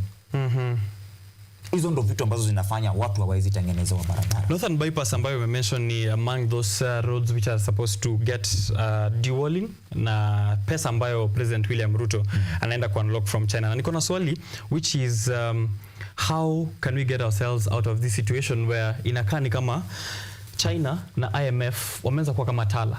Yeah? Tunajua hautalipa lakini bado tutakupatia na tutakufuatilia. I have seen just recently a report from yesterday, if I can just read it real quick. Ukiprepare kuniambia tutajitoaje kwa situation kama hiyo. World Bank and IMF, this was in The Nation yesterday, a report in The Nation September 2nd. The World Bank and International Monetary Fund have for the first time confronted damning accusations of reckless lending to Kenya, even as their rebuttals are disputed by audits and budget reports. This comes at a time when Kenya is battling a 10.5 trillion debt and reports of hundreds of billions in borrowed money that can't be traced to any project. So for the first time, IMF wanajifanya, I will say in my own view, wanajifanya kweli, enyewe hiyo pesa ni kama haitumiki mahali. Tunashinda tukifund projects zina stall, tuna refund. It's the same thing with China here, where Beijing, since 2019, we have not signed anything. The hunt for these deals comes at a period where, you know, a flow of loans from Beijing to Africa generally had changed and they reduced the amount they're giving, avoiding their earlier projects kama roads, ports and railways. Lakini saizi wanarudi. Wanataka kufund SGR, ambayo inatoka wanataka kumalizia huko mahali pesa ilikulwa haikuendelea, wakaachia pale Naivasha, wanataka kuendeleza kwenda Kisumu, kwenda Malaba. Kuna TVETs ambazo pia zinafaa kushughulikiwa. Najua you've mentioned one of those TVETs which are in Kiwanja as well, in Kahawa West. Na Nairobi Intelligence Transport System ambayo inafaa kusaidia digital tracking including mambo ya BRT ambayo iko stalled. Ojong, from where you sit at, kwanza ni kwa nini unadhani wanatupatia pesa? Hawajui Mwafrika amalizi barabara ama wanajua na wanatupa? Wanajua. Utamu wa hizi loans unakaa utamu wa pesa za betting. Whereby you invest 50 bob mingi lakini kuna 50 bob moja. Kuna 50 bob moja itafanya kitu, si ndio? So wanataka tukae kama hustler fund. I want you to remember ama to note one thing, that when Huruto government was being formed in 2012, there were 2 billionaires, David Lagat and Jimmy Wanjigi. The two walikuwa natafuta kufund campaigns za Huruto ndo wapate hiyo SGR. Waendeleze. Sawa? Yes. But Uhuru walipoingia na Ruto waliwapiga chenga kidogo na hiyo story ikaisha. But now President Ruto is in charge. Na anakumbuka ile deal walikuwa wamepiga. He needs the money. How will he get the money? Na hana projects mpya za kuuza for now. So atawaambia tuko na some stalled projects, sim to pay loan. Na tumesema hii loan juu ni kuja tu vute yako. Sio ngumu kupewa. Juu eventually sio wewe unalipa. Hata leo President Ruto akisema nitaishi kwa hii kiti for 15 years. Juu hezi pita hapo kwa hii. Wanaweza iba. Wararue hiyo katiba na pite over 10 years lakini 15 haiwezi. Ataenda na bado deni italipo. Juu sio yeye analipa. Hata ingawa deni kikuja itengewa kwa mifuko yao, bado sisi kama Wakenya ndio tutalipa. Ni ngumu sana na ni rahisi sana sisi kuweza kubadilisha mambo. Nasema sisi kama vijana because the current statistics za Kenya National Bureau of Statistics, KNBS, shows that 55% of Kenyans are aged between 35 years and below. It's our future at stake. Sawa. The same way tumekuwa tukiongelea kuhusu odious debts. Na tuko na backing sasa ya watu ambao wanaelewa uchumi. Kenyans wamekuwa woke to a point. IMF na World Bank wameanza kuongelelea haya mambo. If it was not paining them, wangekuwa wakichukulia na venye imekuwa kama ni jokes tu. Tunaongelea odious debt, wamenyamaza tu. Now it has become a topic. Sawa. Kule kwingine nako kwa boardroom bado wanaendelea kufinya vijana. Juu vijana wanaonekana ndio wanasaidia Wakenya kuwa woke. utapata kwa the Star wakisema how the wealthy rig out youth in tenders. That simply means that these tenders don't go to youth or disadvantaged people wenye wako na disabilities ama women. Bado ni wewe kama tycoon. Wewe ndio utaipata alafu utauzia huyo kijana. But itafika mahali tutakataa kabisa pole pole. But we need to be united as a youth of this country. Right. We need to focus on the things that matter in this country. Because right now, people are focused on who is eating whose money. Like there's a Nora for Nora campaign that is a campaign that is happening whereby kumeanzishwa Mulika Morara. Unaona? And that is after Morara started to Mulika Ruto. Yes. What I would tell these people, watching your tag ikae. But as do that, as Morara taye na Mulika, anaeka pale chini hashtag Mulika Morara. Juu Morara ndio anamulika. Na tukimulika hizi vitu zote kutoka hizi mabilioni tunaambia China. Unajua hizi pesa mnapeana aziendi mali. Ruto ndo amesign. Na as long as hatutaona projects zake hatutalipa. Right. Tutakataa. So finally, president in Africa mwenye aliingia na akakataa. In fact, hata Jimmy Wanjigi alikuwa amesema Ruto pekee ndiye atajifunga by kusign into that odious debt. Alikuwa na option ya kusema those who were before me take responsibility for that. Kama loan haikuchukua iende kwa development ama infrastructure, hatutalipa. They had the right to say that. Yeah. Some of that money never came to Kenya, was dispersed, never reached Kenya, but bado sisi watu nalipa. Zinaelekea kwao. Right. So these details of the amount of money ambazo tunapatiwa, you can read for yourself on the Business Daily, but kitu ambayo pick up from there is that the difference between us and the generation that came before, and this is going to be a big headache for the government, is that sisi tunaweza make kelele na ifikie IMF, na ifikie China. I don't think my parents waliwahi make noise ambayo inaweza fika huko. So if you continue with that, hata yule ambaye anakupatia deni, kama kwenu mnapatiwa deni, mzee anapewa deni, anakuja na anasema mimi naenda kununulia watoto kitu. Lakini kila siku unasikia watoto wakilia njaa. Atununuli, mnaambia neighbor, tafadhali wacha kumpatia, atununuli kitu. Hata hiyo neighbor siku moja anasema enyewe hii pesa yangu. Na hiyo ndio inafanya niseme, unaona kama hadi mambo ya Raila for AUC. Raila could lose. Last time we were here, we were talking about Raila with what kind of support. Yeah. And what kind of support are we talking about leo? Right. Kwa nini back at home, as other presidents are out there praising Raila, back at home, his children and grandchildren are still crying and mourning their brothers and sisters who are killed under the watch of the same person. Okay. Raila Amolo Odinga. Na hiyo pressure tunapeana huko ndo unasikia tukisema wacheni tupee mtu ambaye, yes, it's not the devil we know, but at least we know he is not a devil. Yeah. It's not the devil we know, but yes, tuko na devil we know hapa hivi. Na ni wetu. But tuko na someone else who is not a devil. Okay. If it is matters Africa, let's be patriotic as Africans. And not as Kenyans. Sio Kenya. Yeah. Ati sasa mtu wetu mentality ifai kutu affect hapa hivi. Hata Africa. Oh, Raila ni mtu wetu, you should be patriotic. Kitu gani? How about kazi? Right. We'll get into it and see how much of support akonayo so far. But make some noise. Yeah, definitely. Information ishafika. IMF, World Bank are answering questions. I remember some time back when they were doing a live stream, Kenyans walikuwa wanaingia tu comments, wakiambia wacha kutupea loan. All the comments is wacha kupea Kenya loan, wacha kupea Kenya loan. And I think in my own conclusion, it's not more of them getting to know that hizi pesa zifanyi kitu.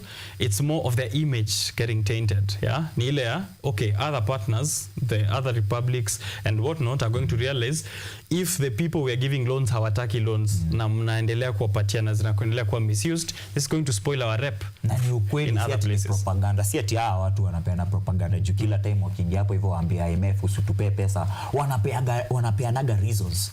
Usitupee pesa juu pesa mlipeana zifanye hii kazi, hazikufanya hiyo kazi. Na tunalipia. Right. Simpe Pakistan hizo pesa.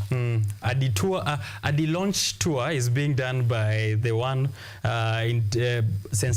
internet sensation, lawyer / now civic educator Murara Kebaso. I'm waiting to see Vinyata the launch hizi zenye Ruto atarudi nazo kutoka China, 40 billion Kenyan shillings. The first time we are signing this since 2019. I had information that Kenya owes the World Bank 1.5 trillion and the IMF 400 billion, which are totaling to 1.9 trillion so far. Kenyans reacting here. Tech Wiki anasema, this is not little money. What pains Kenyans more is the fact that more than half of the said cash was embezzled and spent in corruption. Abdikahim Keinan, until the day we elect a resource manager and not a politician, we will continue looking for more debt to get out of this economic mess. So that's the current trajectory we are on. Haruni anasema, remind me again that country that is led remind me again a country that is led by a resource manager and not a politician. Kutakuwa tuna Wakenya ambao wanaendelea tu kupinga. We'll give you examples where there are actual resource managers and not politicians. Esther Gitonga anasema, true, also the government needs to be run by executives and not politicians. 2 words, odious debt. Benyetuo Joang Mariam anasema hivi, funny how all the money can't reflect in our accounts. Abdikaim Keinan anasema, hiyo pesa hautaisikia, hautaifilia. Imagine 40 billion inakuja Kenya. 40 billion, tuko milioni ngapi sisi? So 40 billion ikikuja, unaweza pay kila mtu 1 million yake. Unaona? Na bado baki na mabilioni ya pesa, unaona? But if 40 billion itakuja ikuwe injected into Kenya's economy and you won't feel the effect. How is that even possible? It's possible when you have a government that is corrupt and is excelling in mismanagement of public funds. Business Daily, Ruto seeks to unlock China loans after a 5-year freeze. They're saying that China will also benefit, by the way, just to close it up, that this will also allow China to deliver on the promise of promoting development and entrepreneurship in Africa while simultaneously enabling African businesses to import goods from China. Anything positive? Hakuna kitu positive from visit. Raila yeye anaenda votes. Yeye anaenda kutafuta, anaenda kukemba African leaders. Anaenda wako. Raila kuenda kwake China, ameenda ndo President Xi Jinping. Aweza kufinya some of African presidents awaambie tuelekee huku. Tuelekee huku, hapa ndio naelekelea pesa. Hiyo ni bulldozing dictatorship and all that. Anafaa kuwa pale hivyo wanaelezea kuhusu manifesto yao, like vile Yusuf na Mohamed kutoka Djibouti anafanya. Anawaambia, guys, I'm a multilingual foreign affairs ministers from 205. Yeah. Nimekuwa hapa hivi manze nikifanya mambo. Nimeivia Kifaransa, nimeivia Kiarabu na English pia naielewa. Na nikiingia Kenya basi nipatane na kina Ojwang Mariam, basi hadi Kiswahili tutaongeza katika hii CV yangu. Yeah. Nitawasaidia kama kwenye mnapigana. Baba yeye anawaambia mimi nimekuwa politician for all these years. But look at the track record of him as a politician. It is full of goods and full of evil, including deaths. Yeah. Hakuna maandamano ya baba yanakosa mangumi na mawe. Kutoka 1997 kama maandamano ni ya baba yako hivyo. Na bado hakuna maandamano ya baba uliwaisikia watu wamefika parliament.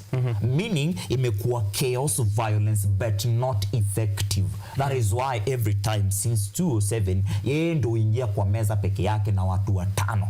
Hawapitagi 5.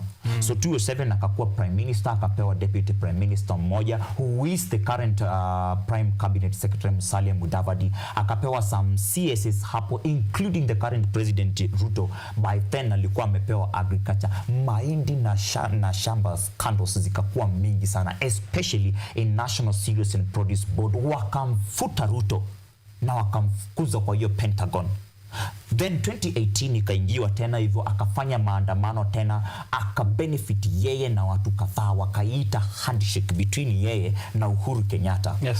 Watu wa Mlima Kenya wakasema hapana, Uhuru Kenyatta amefanya kazi na mchawi mzee wa vitendawili, na ndio maana serikali ifanye kazi. And in 2022 they managed to send Uhuru Kenyatta home to suffer in Ishaweri as a way of punishing him because of working with... To suffer in Ishaweri is a long shot. Yeah. Is he suffering? 2023, I will tell you about that. 2023, the same person who is in China telling the world that he has a wide political experience, 2023, akachukua vijana tena akawapeleka streets kufa juu ya finance bill ya 2023 na akapewa NADCO report ambayo imemuingiza yeye na ikamaliza ODM kabisa. That is what he is selling. What about on the other side? Mohamed Ali Yusufa of Djibouti is selling an experience of being a foreign affairs minister since 2005 hadi sasa.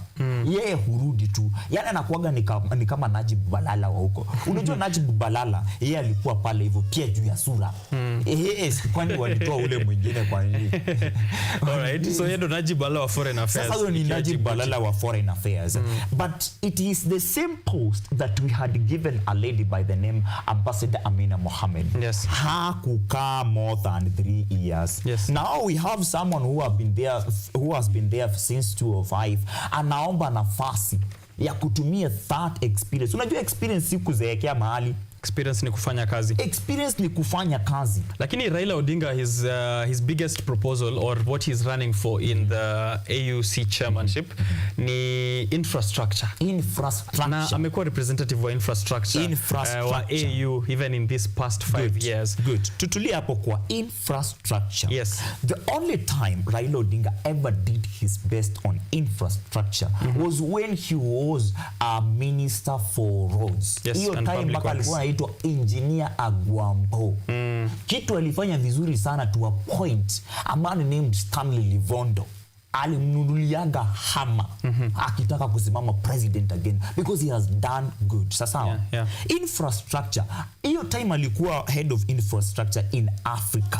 Yes. Tell me how many roads wewe kama Mkenya unasikia yeye ndiye alileta. Wachana na mambo ya Kenya kabisa.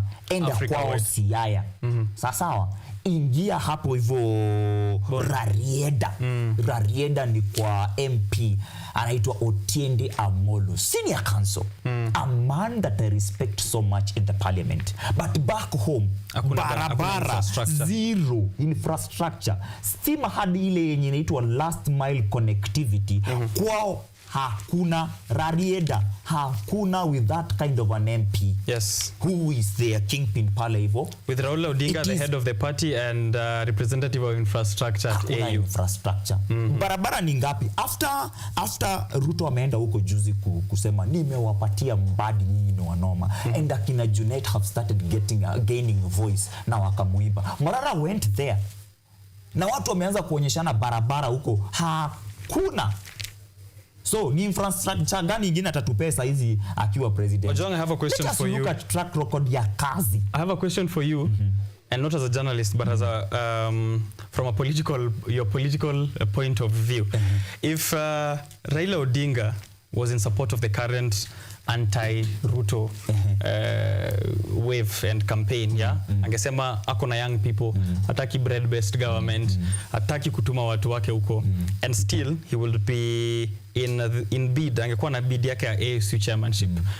Tungekuwa tunamchambua in those terms, or will we still be supporting? Tungemchambua in these terms.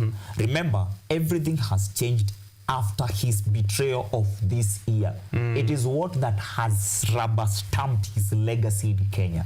Tulikuwa tunamchagua on the basis of his legacy in Kenya. We wanted to take it to Semeaje. It is not Raila who brings chaos in Kenya's protests. It is just a few people. But when he went ahead to use that chaos to his advantage, ndio wapate hii nusu ya serikali yenye wameshindwa kuita mkate nusu mpaka wanaita hiyo bread-based. Umeshika? Yes. It showed now who he is. It's true colors moments that itabidi tukukanyage Okenye kwa mguu vidole zako ndo tujue who you are. Ndo hiyo alishakanyagwa and now we know who he is. Before mimi nilichagua baba. I was a member of Jubilee. Yes. Sawa. And as a member of Jubilee tulikuwa tuna support Rao. Na sikuwahi support Rao before. Kwa nini? Juu ya siasa za ukabila. Ukabila pekee ndio ilikuwa inafanya si support Rao. Sijui kwetu tumeamka tukiambiago na huyo mtu mjua anakuaga mwenda wazimu. Na huyo mtu ajui kitu isipokuwa vitendawili. That was what was making me not support Rao. I did that in 2022. Juu tulikuwa tunafilona hizi vitu zenye anaenda kuuza China kuonyesha mimi ni mzuri. Ndio sisi hatukuwa tunajua. Right. Wengine wetu sisi ni vijana. So this was a final moment ya kuonyesha. 1991 wakifanya hizo vitu walikuwa wanafanywa Nyayo House. Right. I was not born. I was born in 1993 time when washa succeed kuleta hadi multi party. So saizi hapa hivi tuko based on stories za kusikia. Working with Raila ama mimi getting to know Raila has come from me starting being educated in 203. Yeah. When Kibaki gave us free education. By then Raila, the same person, had said baba tosha. Saizi nimesoma hivyo vyote manze nasikia hata hakusemaga baba tosha. That Raila was bought. Yeah. Akatokaga sasa akasema more you must go home. Kumbe ikuaga handshake vile naweza nikukujia ni kuambia Kenya, can we join forces so that we can help Kenyans? Yeah. Yeye alinunuliwa. It was a hefty package. So he would have remained in support of the former President Moi. Yeah. And that is the same thing with Mwai Kibaki, who we will get to in a discussion at another time. But among the people who are supporting his bid for AUC is your former party leader. Is he still the party leader? He's still the party President Uhuru Kenyatta? Jubilee. What is happening in Jubilee since you left? Jubilee sijai pata chance ya kuongelelea Jubilee. On page 4 it says, yes, before you bring in Jubilee, they wacha tunipatie up to speed on what they can read on the papers. That former President Uhuru Kenyatta, the office of the former President Uhuru Kenyatta has come out to say that, of course, indeed, they are supporting the bid by Raila Odinga for AUC. And he was supposed to be there in the launch. Hii hapa mimi nasema ni uongo. Hapa Kanzedena ametudanganya.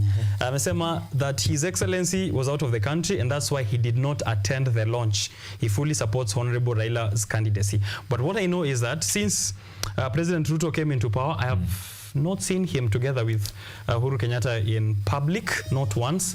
I've not seen them shake hands, not in an event, not in a campaign. So hapa Kanzedena ametucheza kidogo. Hii tu ni kukataa kutokea kuonana na Ruto. But he's in full support of Raila's AUC bid and they're using the connections. Ndio inaitwa uko nadhani uko na connections. Sasa hizi ndio connections. Anatumia connections za Uhuru Kenyatta to get his bid as well, ifikie as many people as possible. Ako China. Anajaribu ku get leaders. Get leadership support from Ruto in East Africa and in other friends of Ruto. Ako hapa na former President Uhuru Kenyatta, former President of Nigeria Obasanjo. Huyu jamaa si atashinda hii kitu. Asubuhi na mapema sana. Why are we in doubt? Kwani ni modeling? Tunaangalia ule mrembo jaji aseme ni huyu iko sawa. The leaders will be in support of him. Acha nikwambie kuhusu the first leader mwenye ako in support of him and why he's not showing up. Okay. Okenye, every time tumekuja hapa hivi na tunaongelea kitu on air, na hizi ni vitu watu wanaweza rudi waende YouTube public domain. Yeah, public domain. Hata wasiende yangu waende wa KUTV ama watake Biashara Tuesday. Things that we say always happen. Na tutaprove leo. Every time tutakuwa na point ya kuprove. Tutaprove leo tukiongea kuhusu mambo ya walimu. Kwa sababu JSS teachers under the bus then, and we had told them they could be under the bus. Yes. Uhuru Kenyatta mheshimiwa is a friend to Rao. Yeah. I will give you an example that is close home yenye hata mtu wako mashinani ataelewa. Okenya, you are my friend. Sawa? But wewe umeenda umeungana na mtu ambaye ameamua ataka kutesa wa Kenya. Sawa? Yes. Tuseme tu example. So tuseme President William Ruto. Ama tuseme Rex. Tuite karibu kidogo. Tuchane na Rex basi. Rex ako hapa leo. Wacha basi tuchukue Ngure tu assume now Ngure is President Ruto and you are Raila and I am Uhuru. We have been friends, bro. Yeah. Na wewe umeongozwa na your greed. And you have decided your party itakufa. Just because you saw my party tunangangana pale hivyo, which is Jubilee, and it is in shambles, wewe unataka hata wewe pet yako uuze. Yani I thought ukiona kichwa cha mwenzako chanyolewa chako unatia maji. Huyu anatia maji na anapelekea kinyozi, anamwambia kinyozi it's about time. Shika ODM Rarua. How many Jubilee CS have you seen in the current broad-based government? I have not seen any yet. We only have ODM. Meaning Uhuru Kenyatta bado hatuwezi muimplicate hapo hivyo.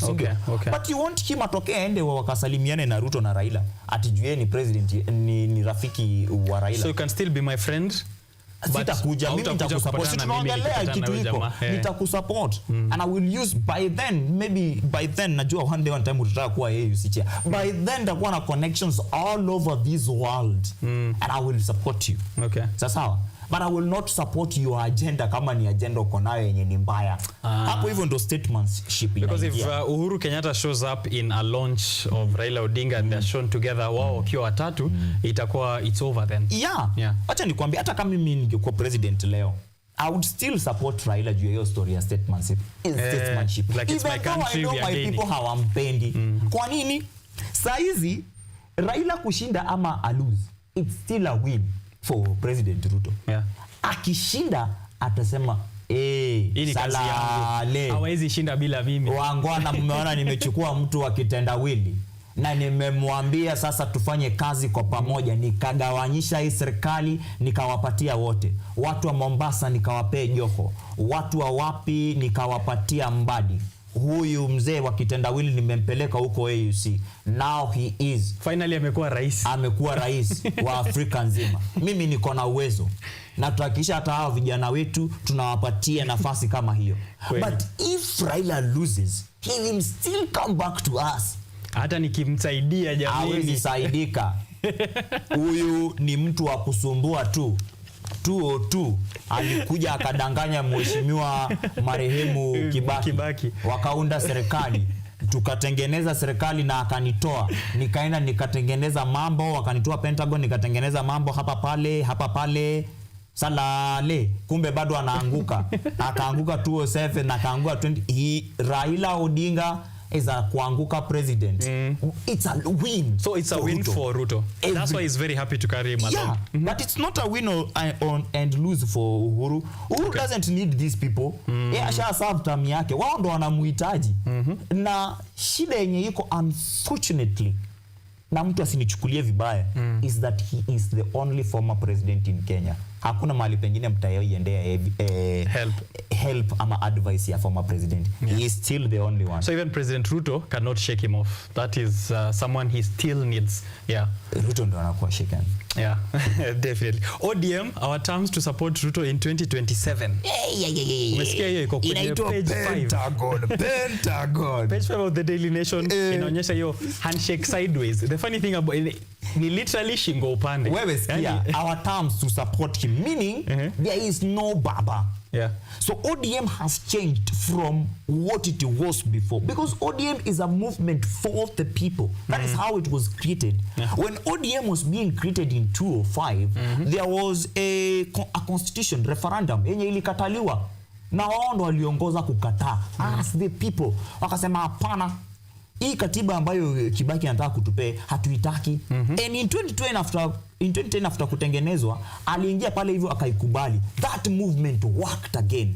ODM watu kuwa sawa nayo ikikosa kuproduce president. Juu shida ni kama president ashindagi. But ODM still works. Unaona? So is the same ODM inasema it will do away with the likes of people who can work. Watu kama kina Sifuna, watu wako na ambitions, sio chama, wanafaa watoke. Babu Owino kama ako na ambitions za kusimama governor, anafaa atoke saa hii. Kwa sababu kama ODM ndio inasimamisha president 2027, I will assure you something, that the governor of Nairobi 2027 will come from ODM, whether it will be a good or bad ODM. So Sakaja could go back through the help yenye iko na UDA na ODM. Because actually that's what they're saying here. The nation has established that if all goes well, Mr. Odinga clinches the chairmanship of the AUC during the election in next year, then his team and that of Dr. William Ruto will likely strike a 2027 poll deal. In this deal, they're expected to draw a power-sharing formula that will incorporate ODM and the president's UDA. So I think kisha tujibu pia ile swali tulikuwa tumeuliza, or mimi nilikuwa nimeuliza a few weeks back, is who's on the menu. Clearly ODM, now we know. Washakulwa. Now we know. And it is Baba who was taking the sheep to the slaughterhouse. Short end of the stick. Junet has accused Kenyatta of failing Odinga in the 2022 presidential race despite the handshake. Junet walikula pesa za kampeni ya Azimio. not Uhuru Kenyatta. Saizi wanataka kublame Uhuru Kenyatta. Amekuwa amenyamaza kutoka hiyo 2022, saizi ndio ameanza kuongea. Na the first thing is telling us ni ati Uhuru alifail nani. Let us be factual. In 2022 politics, Baba did not need Uhuru. That is a fact. Yeah. So ODM walifanya nini kusaidia? Do you know that the percentage ya watu walivote in the Lake region ilipungua? Yet kuna huko kuungana pamoja. Huko ndo places zenye kura zilikuwa zinaibiwa rahisi. But again, having a president mwenye ameshinda with over 200k votes, bado wacha wakae pamoja. Hata ilifaa hivyo wakiingia, huyu hata alifaa, Raila alifaa kuwa vice president, huyo mwingine president. And you give them their nini venye Mbadi aliwahi sema in 2022, let mheshimiwa Ruto have his kanka fanya vile anafanya na hao ama anaweza waachilia. It's the same thing Kenyans are saying right now. Ruto akitaka kuchukua opposition yote achukue, akitaka kuwanunua wote achukue. The fact is you cannot buy everyone in this country, unless hizo 40 billion zinakuja kila mtu agawie mfuko. The funny thing is that in every handshake there are usually very big losers. In the last handshake wale ambao walipigwa nje ni in famous internet terms ni Bure na brother yake kabisa ambayo ni Moses Wetangula, the Speaker of the National Assembly, and Musalia Mudavadi, the current Prime CS. During that swearing, kuna mahali niliona online, yes, akisema akina ukua akina popo public domain. Last in the public domain information from 2017 ambayo wali swear in the people's president, the losers were those two, yeah. They did not show up in that swearing in ceremony ambao walikikiwa out, and then when Uhuru Kenyatta shook hands with Raila Odinga hawakuwa considered somewhere, lakini Ruto alienda akawachukua kwa sababu ni watu walikuwa nao Pentagon kitambo. Hakuwachukua, walimpatia kakitu ambao sasa unaona wako na position. Walimuendea wao wenyewe, walimuendea wakamwambia that we see a future in you because you are young. Let me tell you why Musalia Mudavadi and Moses Wetangula decided to support Ruto. Ruto is young. Raila Odinga kama saizi unasikia shachoka ataongelea 2027. Meaning hata kama Ruto angeshinda, they still have a fighting chance in 2027. Kama hangeshinda that is, yes, bado wangekuwa na hiyo fighting chance na wangekuwa na a strong vibrant opposition. They were gaining. Hakuna hata numbers walileta. In fact walikuwa wamepewa condition that lazima tupate 70% kutoka kwenyu, which was not achieved. Because when the UDA when in Kakamega County a UDA senator won, a UDA governor who was the sitting senator alilambishwa mchanga. His name is Cleophas Malala. Na alishindwa na wa ODM Fernandez Barasa. Yes. The same Cleophas Malala mwenye juzi ametolewa. And Malala is going through a tough time in this country. He is not acceptable in opposition. He is not acceptable in the government. He is a lone ranger. Soon utamsikia ameanza kutafuta morara waanze ku-unlaunch projects pia yeye. Yes, hao ndio nasema sasa losers wa hiyo time. But sasa Weta na nani hawaja lose. Wao hawaluzigi. Hawanaga numbers zao. Wao ni kugain always. Okay. Ni kugain.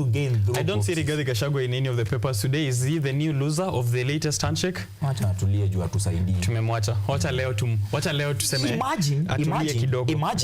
Imagine this. Yes.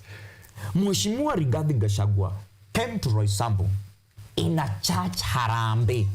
The same Roysambu yenye sisi tunalia manze kila siku kuna dust fulani hapa hivi mbunge wenyu amemwaga mchanga na amwagi maji. Yet Roysambu MP is very close to the deputy president Rigathi Gachagua. He can't use that influence kutusaidia, yet the influence inaenda wanatengeneza church. Roysambu MP ameingia katika biashara zenye ni private kama ya Kez. Kuna mtu ameleta college Kahawa West aitwa Kez. Kez alikuwa bibi ya bishop wa saa hii wa JCM Kiengei. Kiengei is a radio presenter also, anaitwa Pastor Ben bado. Sawa, hiyo anaenda ana support, wanatoa mpaka ma license watapeana watu wa vijana wa Ndudhi wasaidike. Hizi Ndudhi zinaendeshwa kwa barabara gani? Hii yenye imejaa dust. Watu wa Ndudhi saa hizi wanakaa warembo weupe juu ya dust. Umeniona vile nimeingia leo studio nikikaa dust and it's still early in the morning. Haizi tumia hiyo influence kuambia mheshimiwa Rigathi tutengenezee barabara. Another time rais mwenyewe alikuja Roysambu katika kanisa bado Priesthood Church ya iko hapa hivi Kahawa West. Alimwambia sisi tunaomba grader na mawe. Unaona mawe hata si kabro mawe. Wekele mawe. A whole MP hiyo ndio kitu aliomba kwa rais. A whole MP juzi kumekuwa na DP bado hatuna. Na bado tunalia tuko day 6. Na bado mnataka tuongelee Rigathi Gachagua. Tuongelee Rigathi Gachagua. Tuongelee maendeleo ambayo. Ndio maana hata gazeti hakuna yenye inaongelea. Hata ile gazeti mzuri tumesema leo ni The Star. The Star. Yes. Hebu tuambie The Star inasemaje ndio tuachane na Rigathi Gachagua kidogo.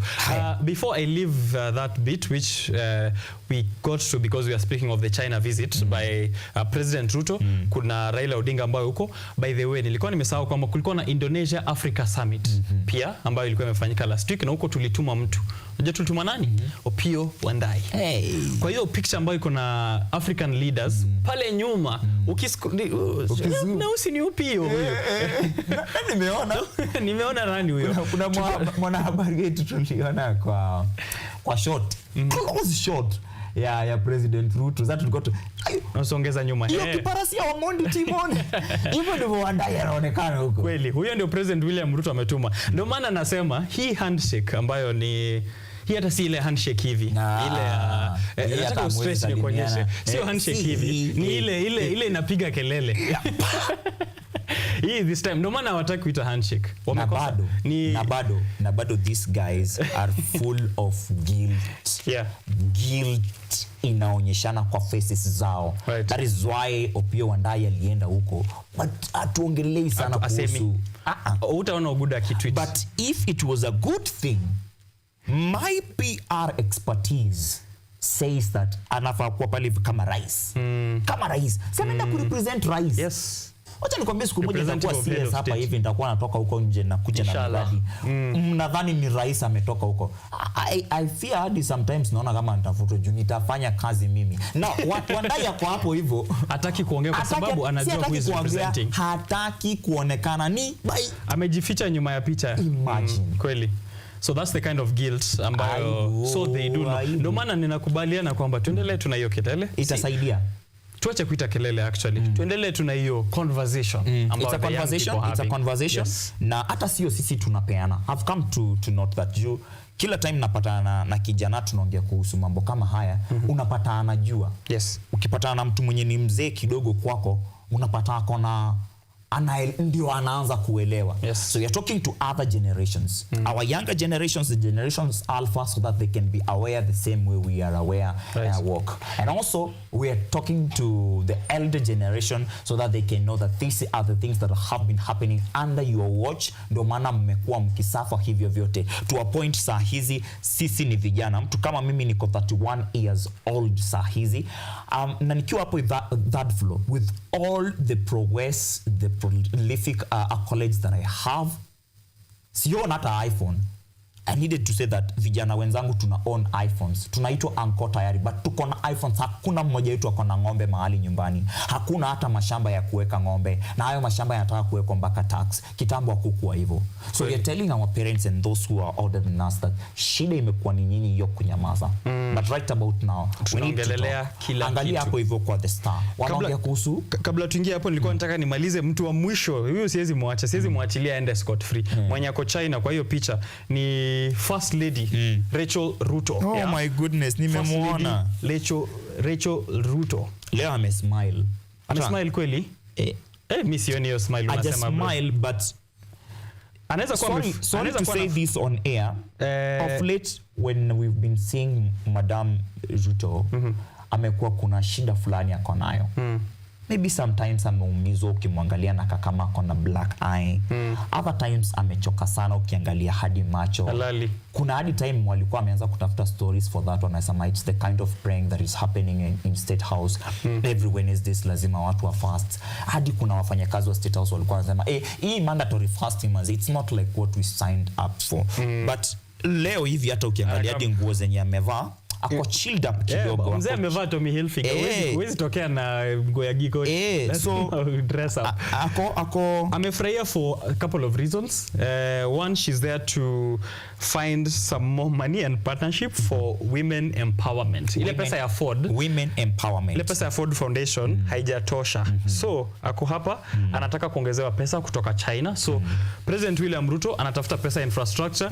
Rachel Ruto anatafuta pesa ya women empowerment. Na Raila Odinga yeye amepewa pesa. By the budget for this campaign is about 400 million Kenyan shillings. So Raila yeye aendei pesa, yeye amepewa pesa. Na nakwambia anataka zingine. Maybe anaongezea zingine pia za kuendeleza campaign. Lazima kina Poli Njoroge wa kule wanone. Lazima kina Oguda wa kule wanone. Hiyo ni Indonesia. Sasa sikiza. Tuongee mambo ingine. Tuongee kuhusu mama. Mama ameenda China akiomba Mungu atasaidika apate extra money za women empowerment. Can we talk about the kind of women empowerment the First Lady has done so far in the country for the last 2 years she has been in office, and the previous 10 years that she was in the office of the second, the spouse of the second in command, DP. Spouse of the DP. At that time akiwa DP, the First Lady alikuwa na Beyond Zero na Linda Mama. When now Mama Rachel came, Linda Mama hawalindwi anymore. Hailindi hata Linda. Linda herself akipata mimba saa hizi hajui vile atafanya. Yet Mama amekuwa hapo hivyo, na Mama is more prayerful than former Mama who is Maggie Kenyatta. Mama Rachel Mama Rachel huomba. Mama Rachel ndiye ametuletea Benny Hinn. Besti wake ni Pastor Dorcas Rigathi. So kuomba ni lazima. So Pastor Dorcas Rigathi anasema na concentrate na boy child, si ndio? Saa hiyo wamama hawapati nguvu ya hata kwenda kujifungua. Watu washarudi kuanza kujifungulia kwa nyumba. Juu ya hizi pesa zinaitishwa. Why is she not talking to tumuite baba ama anko with the Tommy Hilfiger na vile amevana ka anko kwa hii gazeti? That is the standard. So Uncle Willie, mbona haambi Uncle Willie? Kenyans really need this Linda Mama. Kenyans really need projects like Beyond Zero ziongezeke pale mashinani. Ama hizi pesa za women empowerment zina empower mama wagani? When the second lady, Madam Dorcas, Pastor Dorcas, is talking about empowering the boy child, Rajita Mama Boys, why is she not taking care of the women who are bringing these boys to this world? It's good you've asked that, because the Star has the exact answer that you need, and it's above the headline. Hapo kwa headline juu unajua wewe utabidi umezoom in kidogo uangalie hiyo line, inasema big rip off. Youth, women, persons with disability act as fronts of influential people. So what they're doing is they are saying tunapigania maslaha ya young people, tunapigania maslaha ya women, tunapigania maslaha ya watu ambao wako disabled, lakini ukweli ni kwamba ni pesa zinatafutwa, sio hawa watu wanasaidika. And that's why the big headline is how the wealthy rig out youth in tenders. Hii story iko hiyo hadi on the page 4 ya the Star. It's about tenders. Listen to this, bro. So wataenda huko wapigania hizi waseme ni women empowerment, na wao ndo watapewa kuwa custodians wa hizo pesa ama hizo funding, si ndio? But when it comes to boardroom, sisi ndio tunafaa kusaidika. Wale ni referee na bado ndo wanatupiga. Juu watachukua hizo tenders zote. The Star is giving it as it is. Wanachukua hizo tenders, wanaanza kutuuzia sisi wenye ni vijana, people living with disabilities or people with disabilities, and women. So unapata hawa matajiri wameshatu rig out.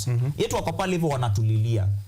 Yet tuko na nguvu ya kujililia manze. There are a lot of CBOs that are concerned with women empowerment. Let those women fight for themselves. Kutana nao huko mashinani. If kama Linda Mama haiko, unatuambia juu uko China unatutafutia more money for what? Women are not being empowered as it should be. It's not an issue of the money, because the money is already here. Actually, the standard shows 146.65 billion worth of procurement contracts met for youth, women, and people with disabilities. powerful individuals wamecheat their way around na wametumia hii pesa and that's just for the past 2 years. So clearly it is a terrible rip-off, so as it has been mentioned. How that wealthy class, wao ndo wanachukua the 30% meant for the youth, people with disabilities and women. Wakishachukua bado wanachukua 70%, sasa wanawapatia nyinyi 30%. So the youth and marginalized in Kenya, when it comes to tender proposals and getting these tenders, they get 30% of the 30%. 30% of the 30%. Yeah. 70% bado inaenda. And I'm being informed that most of the time inapeana kama loan, even if it landed as a grant. If it's not a loan, then you have to be my dog. True. Lazima ukuwe unabaka mimi kila saa, online or offline. Always. Yeah. Lazima uniimbe. Imagine it's a loan and it's also buying loyalty. Okay, so page 4 and 5, I am actually very, very grateful to the editor of the Star. Smart people actually read the Star. So today I can agree. Smart people read the Star today. Today the smart people should read the Star. And the standard wao wanasema push that got Kuppet to end teachers strike. You remember when we were talking about mgomo wa medical practitioners, KMPDU, Kenya Medical and Dentist Union. Sasa saa hiyo tulisema kwamba watu wanafaa kuungana at their levels. Sawa, all politics is local.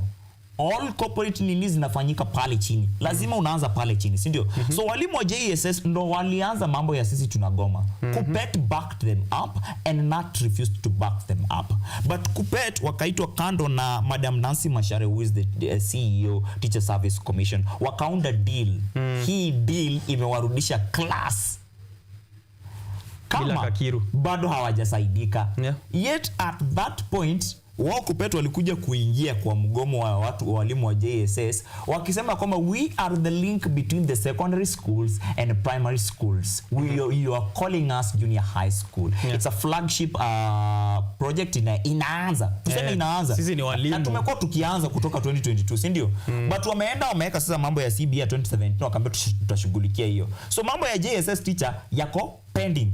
Kwa sababu ni part 2. I'm reminding JSS teachers once again on air. Yes. JSS teachers mnafaa kuwa na union yenyu. You said it here first. I said it here, hawakusikia. Kuppet wameride nayo. Sasa Daily Nation wakaongelea win-lose deal that ended tutors strike. Sasa win-lose deal, tukwame hapo hivyo. The win is for the Kuppet, wale ambao walikuja ati wanasaidia. The same way baba alifanya. Alikuja ati anasaidia hao waandamanaji akabeba. Lose inaenda kwa JSS teachers and the young teachers of this country. Wenye bado wanaamini watapatiwa promotions, watapatiwa permanent and pension. So this same thing happened with intern doctors ambao ndio walianzisha strike, as you said. KMPDU came in between, alafu wao wakaenda wakasainiwa zao, wakasema okay, tumesortiwa nyinyi, wamesema watawasort. Trust me, watawasort. And they are currently working for free. Na wasort tutarudi kwa barabara. But kwa saa hizi hiyo kitu bado ndio iko mpaka mashinani. Ati hii barabara isipotengenezwa MP tutatoa. Wewe MP tutakutoa.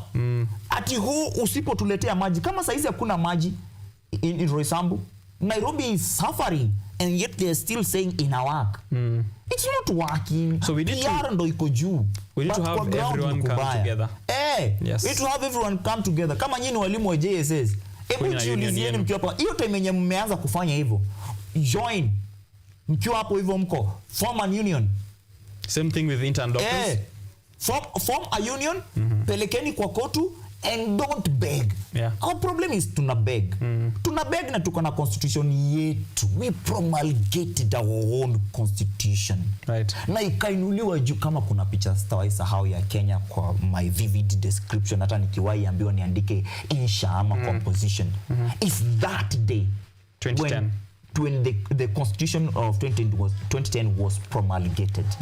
Ni kubwa kama vile ilikuwa kubwa akina Munyao kuweka flag ya Kenya on top of Mount Kenya.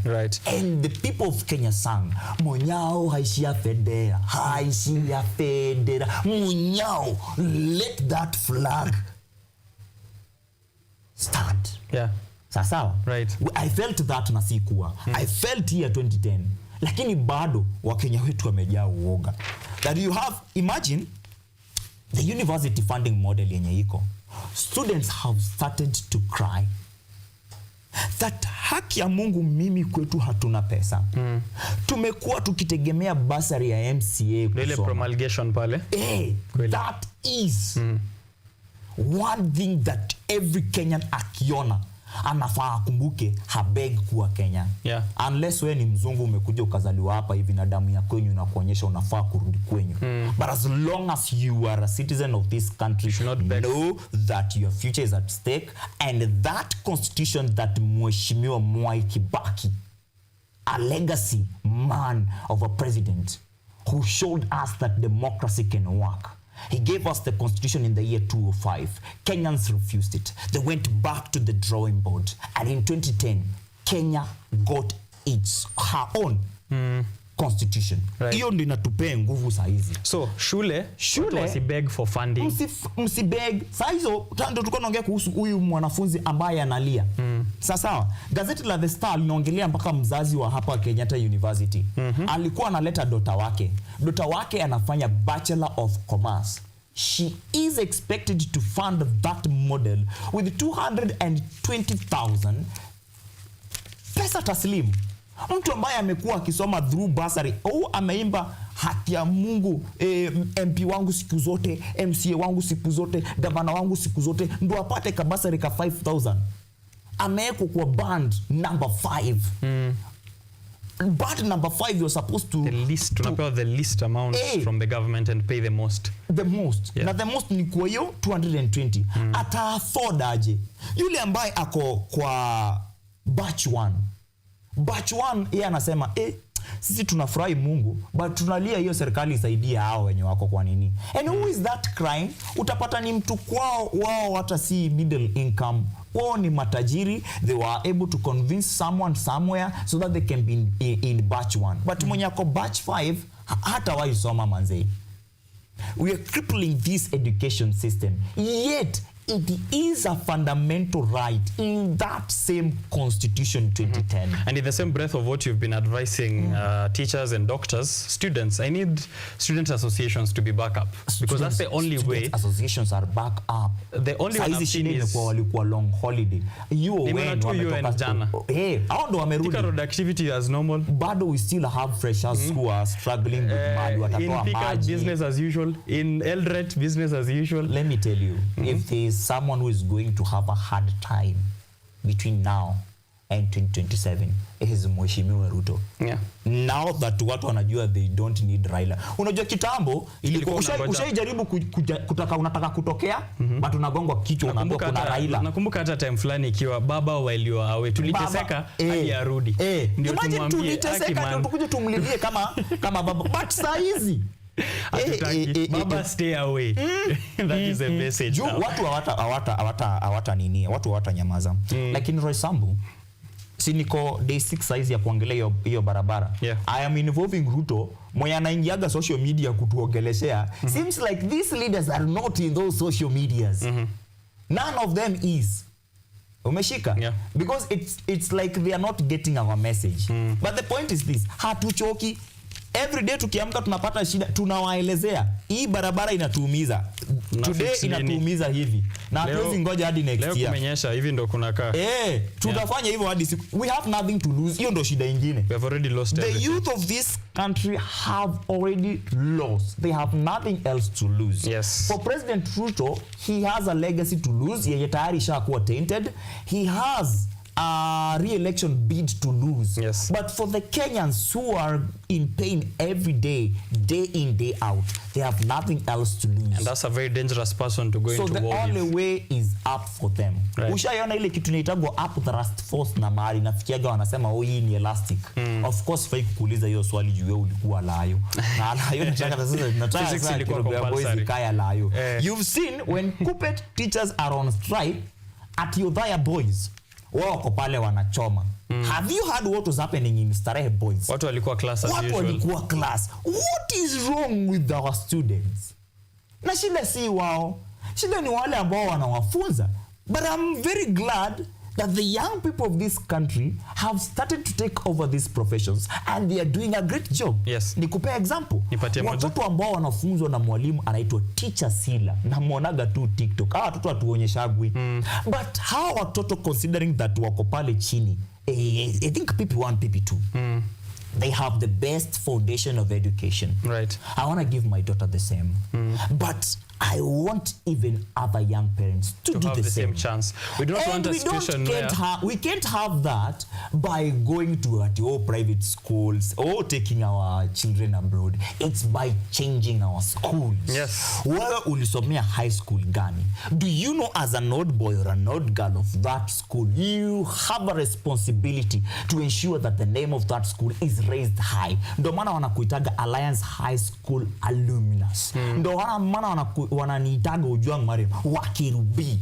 I will go back, I will change. Sina mtoto wa kiume, I'm sure one day nitapata. Nitampeleka huko. But mtoto wangu wa kike kila siku tukiongea na mwambiaga tunaenda shule yenye tayari isha-changiwa. Na mwambiaga tunaenda Alliance Girls. Yes. Sawa. So we need our teachers wenye wako the youth, niongeleshe youth. Tafadhali kama wewe uko kwa profession fulani, hiyo yenye uko hapo hivyo. No matter the struggles and the hardships of that career you are in. Kubali for now uko hapo hivyo. Do your best for the sake of kizazi kijacho. Right. Wewe ni mwalimu na mko na mashida. Ukiingia class, please usijoke. Elewa hawa watoto ndo watakuwa sasa time sisi tutakuwa tukipigwa venye generation X hapo hivyo na boomers wametusumbua. Hawa ndo watakuwa hapo na watakuwa more knowledgeable kutushinda sisi. Jua hawa watu wanajua coding kutoka 3 years. So ukiwa hapo hivyo na wewe ni kijana, do your best. Kama wewe ni mwalimu, do your best. Yes, lakini as you are doing your best pia usinyamaze. You have freedom of expression. Make sure those kids are getting the right information so that when Richard OKENYE is president, they can put him in check. Wasikuwa na mbebeleza. Nilikuwa nimesema ati the smart people should read the Star today. Sorry smart people, msisome sana. Maybe page 4 and 5 because sijapenda hii story ambayo bado imeni hit because of what you said earlier. This is not something we should be talking about at the moment. Political battles, what MP should be governor in 2027, wame paint hapa. Now it's funny because the first 2 people in this list are people who have shot people in this country. This is Babu Owino seen on video shooting someone in public domain on video. Didmas Baraza anatafutwa na DCI alipiga kijana risasi before akue MP in the previous, na yeye ndio amewekwa hapo as the first 2 to become governors. These are the people who are going to take care of the expenditure budget of your county. Ukitaka kujua how serious it is, just check for the allocation ambayo county yako upatiwa ndio ujue how much you're giving up to these people. But let's not have this discussion today. Kuna discussions tunaban kwa show once in a while, si ndio? So hii tumeiweka X, but on alongelea there's no story here. There's no story. We are short of words. That's the same way they short people. And some of them they've been called even to public barazas. People like Fadat Baraza. Tuko na Silvanus Osoro ndo akona kasoro ile kubwa. Ati huyu sasa ndio wanataka waeke Kisii tupatane huko kwa ground. Sikia kasoro ya Osoro. Wakati wa finance bill alikuwa anasema hao vijana ni wapumbavu. He also said hata leo hiyo finance bill yenye saizi ikirudi atapiga yes. Wacha. The kiburi, kuna kiburi fulani yenye iko saizi kwa wanasiasa yenye haikuwa between 2027 and 2022.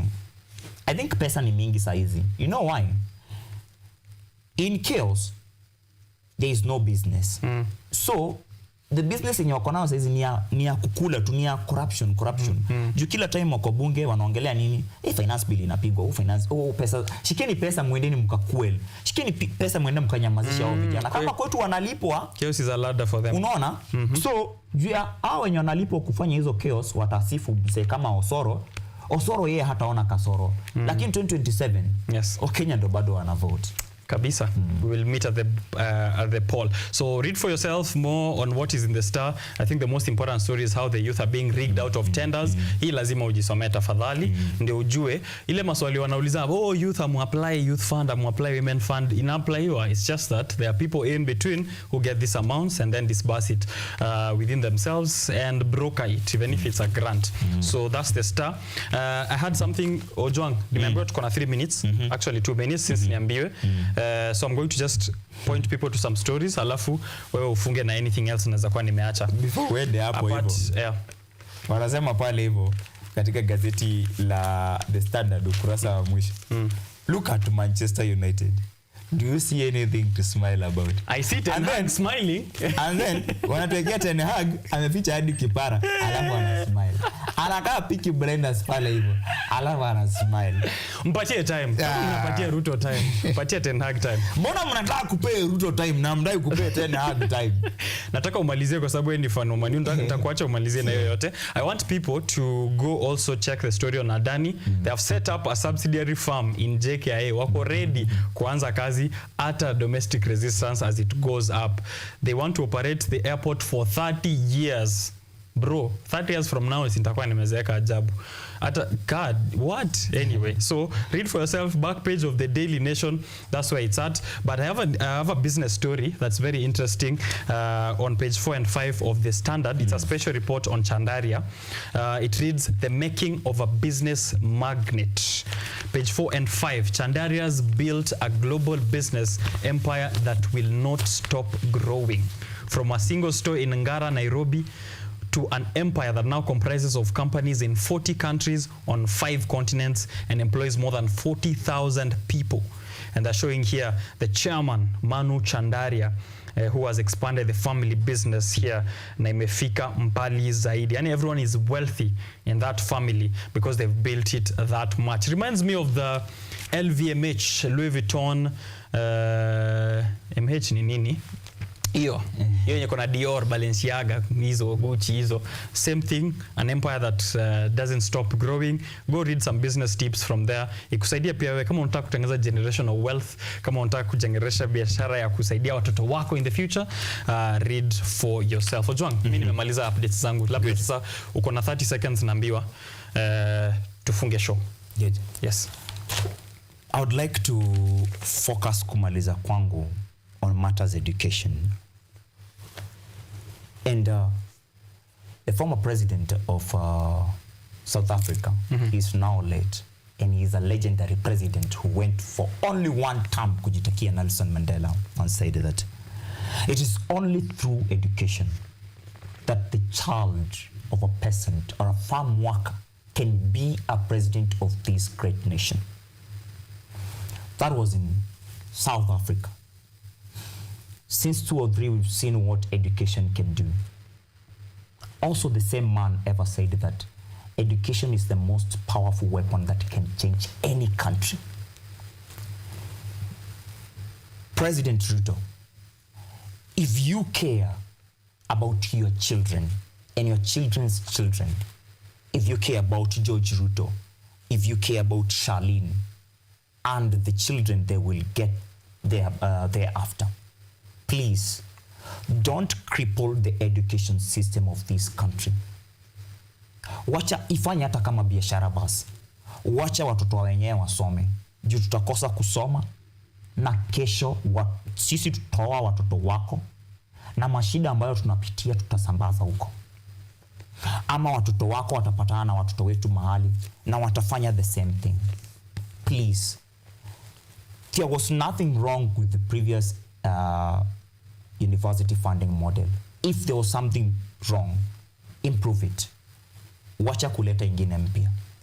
Wacha kutenganisha watu ama kufanya segregation on basis of who owes loyalty to who. Ndo watu weko kwa batches za university funding model. Education will help me and will help you and your children too. Ojwang Mariam. All right. Asante sana Ojwang Mariam. Thank you for creating time for us here and for fighting for the rights of the young people, especially in education. Education is important sana zaidi. Continue the civic education as well in matters of politics. Catch Ojwang Mariam next week on Monday. Hapa, Art and Culture Monday on Rise Today. Back of the Business Daily. Young people are not investing. Nini? The stock market is at 1.72 trillion at NSE. Shida ni young people hawaweki pesa. 100 shares pale Safcom. Chukua thao yako next week, wekelea pale. Kama ungekelea 1 year ago, sahizi, by the end of the year, you'll have invested approximately 18,352 and accumulated 1,200 shares from 100 shares. If I had more time, I will have delved into this, but next week on Tuesday, we'll get to know how can you invest in NSE, where can you get it, kwa simu yako, kwa laptop, na unaanza na pesa ngapi. Investment from as little as 100 bob actually. So think about that and invest wisely. Last word is from Jim Rohn, American entrepreneur, author and motivational speaker. Anasema, it's good because it also has a bit of education. The things that change your life are the people you meet, the classes you take, and the books you read. That's it. The things that change your life are the people you meet, the classes you take, and the books you read. That's Jim Rohn, American entrepreneur. Thank you for tuning in to Biashara Tuesday and for creating time for us from 7 a.m. to right about now. We've had a discussion with Ojwang Mariam, the highlight of this special edition of the show on my birthday month. Ukinipata huko nje, mpesa namba ni ile. Gift nitakubali, hata gifts of affirmation ni affirm, mimi nakubalingi zote. Si lazima ikuwe monetary, but keep it here on Biashara Tuesday. We'll be right back again for more information on business, the economy, politics and in between. Leo, kwa sababu it's my birthday month, nitaifunga na a quote from my motherland in Kisii. It goes like this. Vintombiangora esagasaga viangete. Things like to be slow. It is the rush that messes up. Think about it. I'll see you around.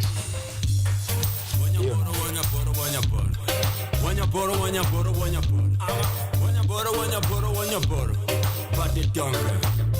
OKENYE, the place I'm a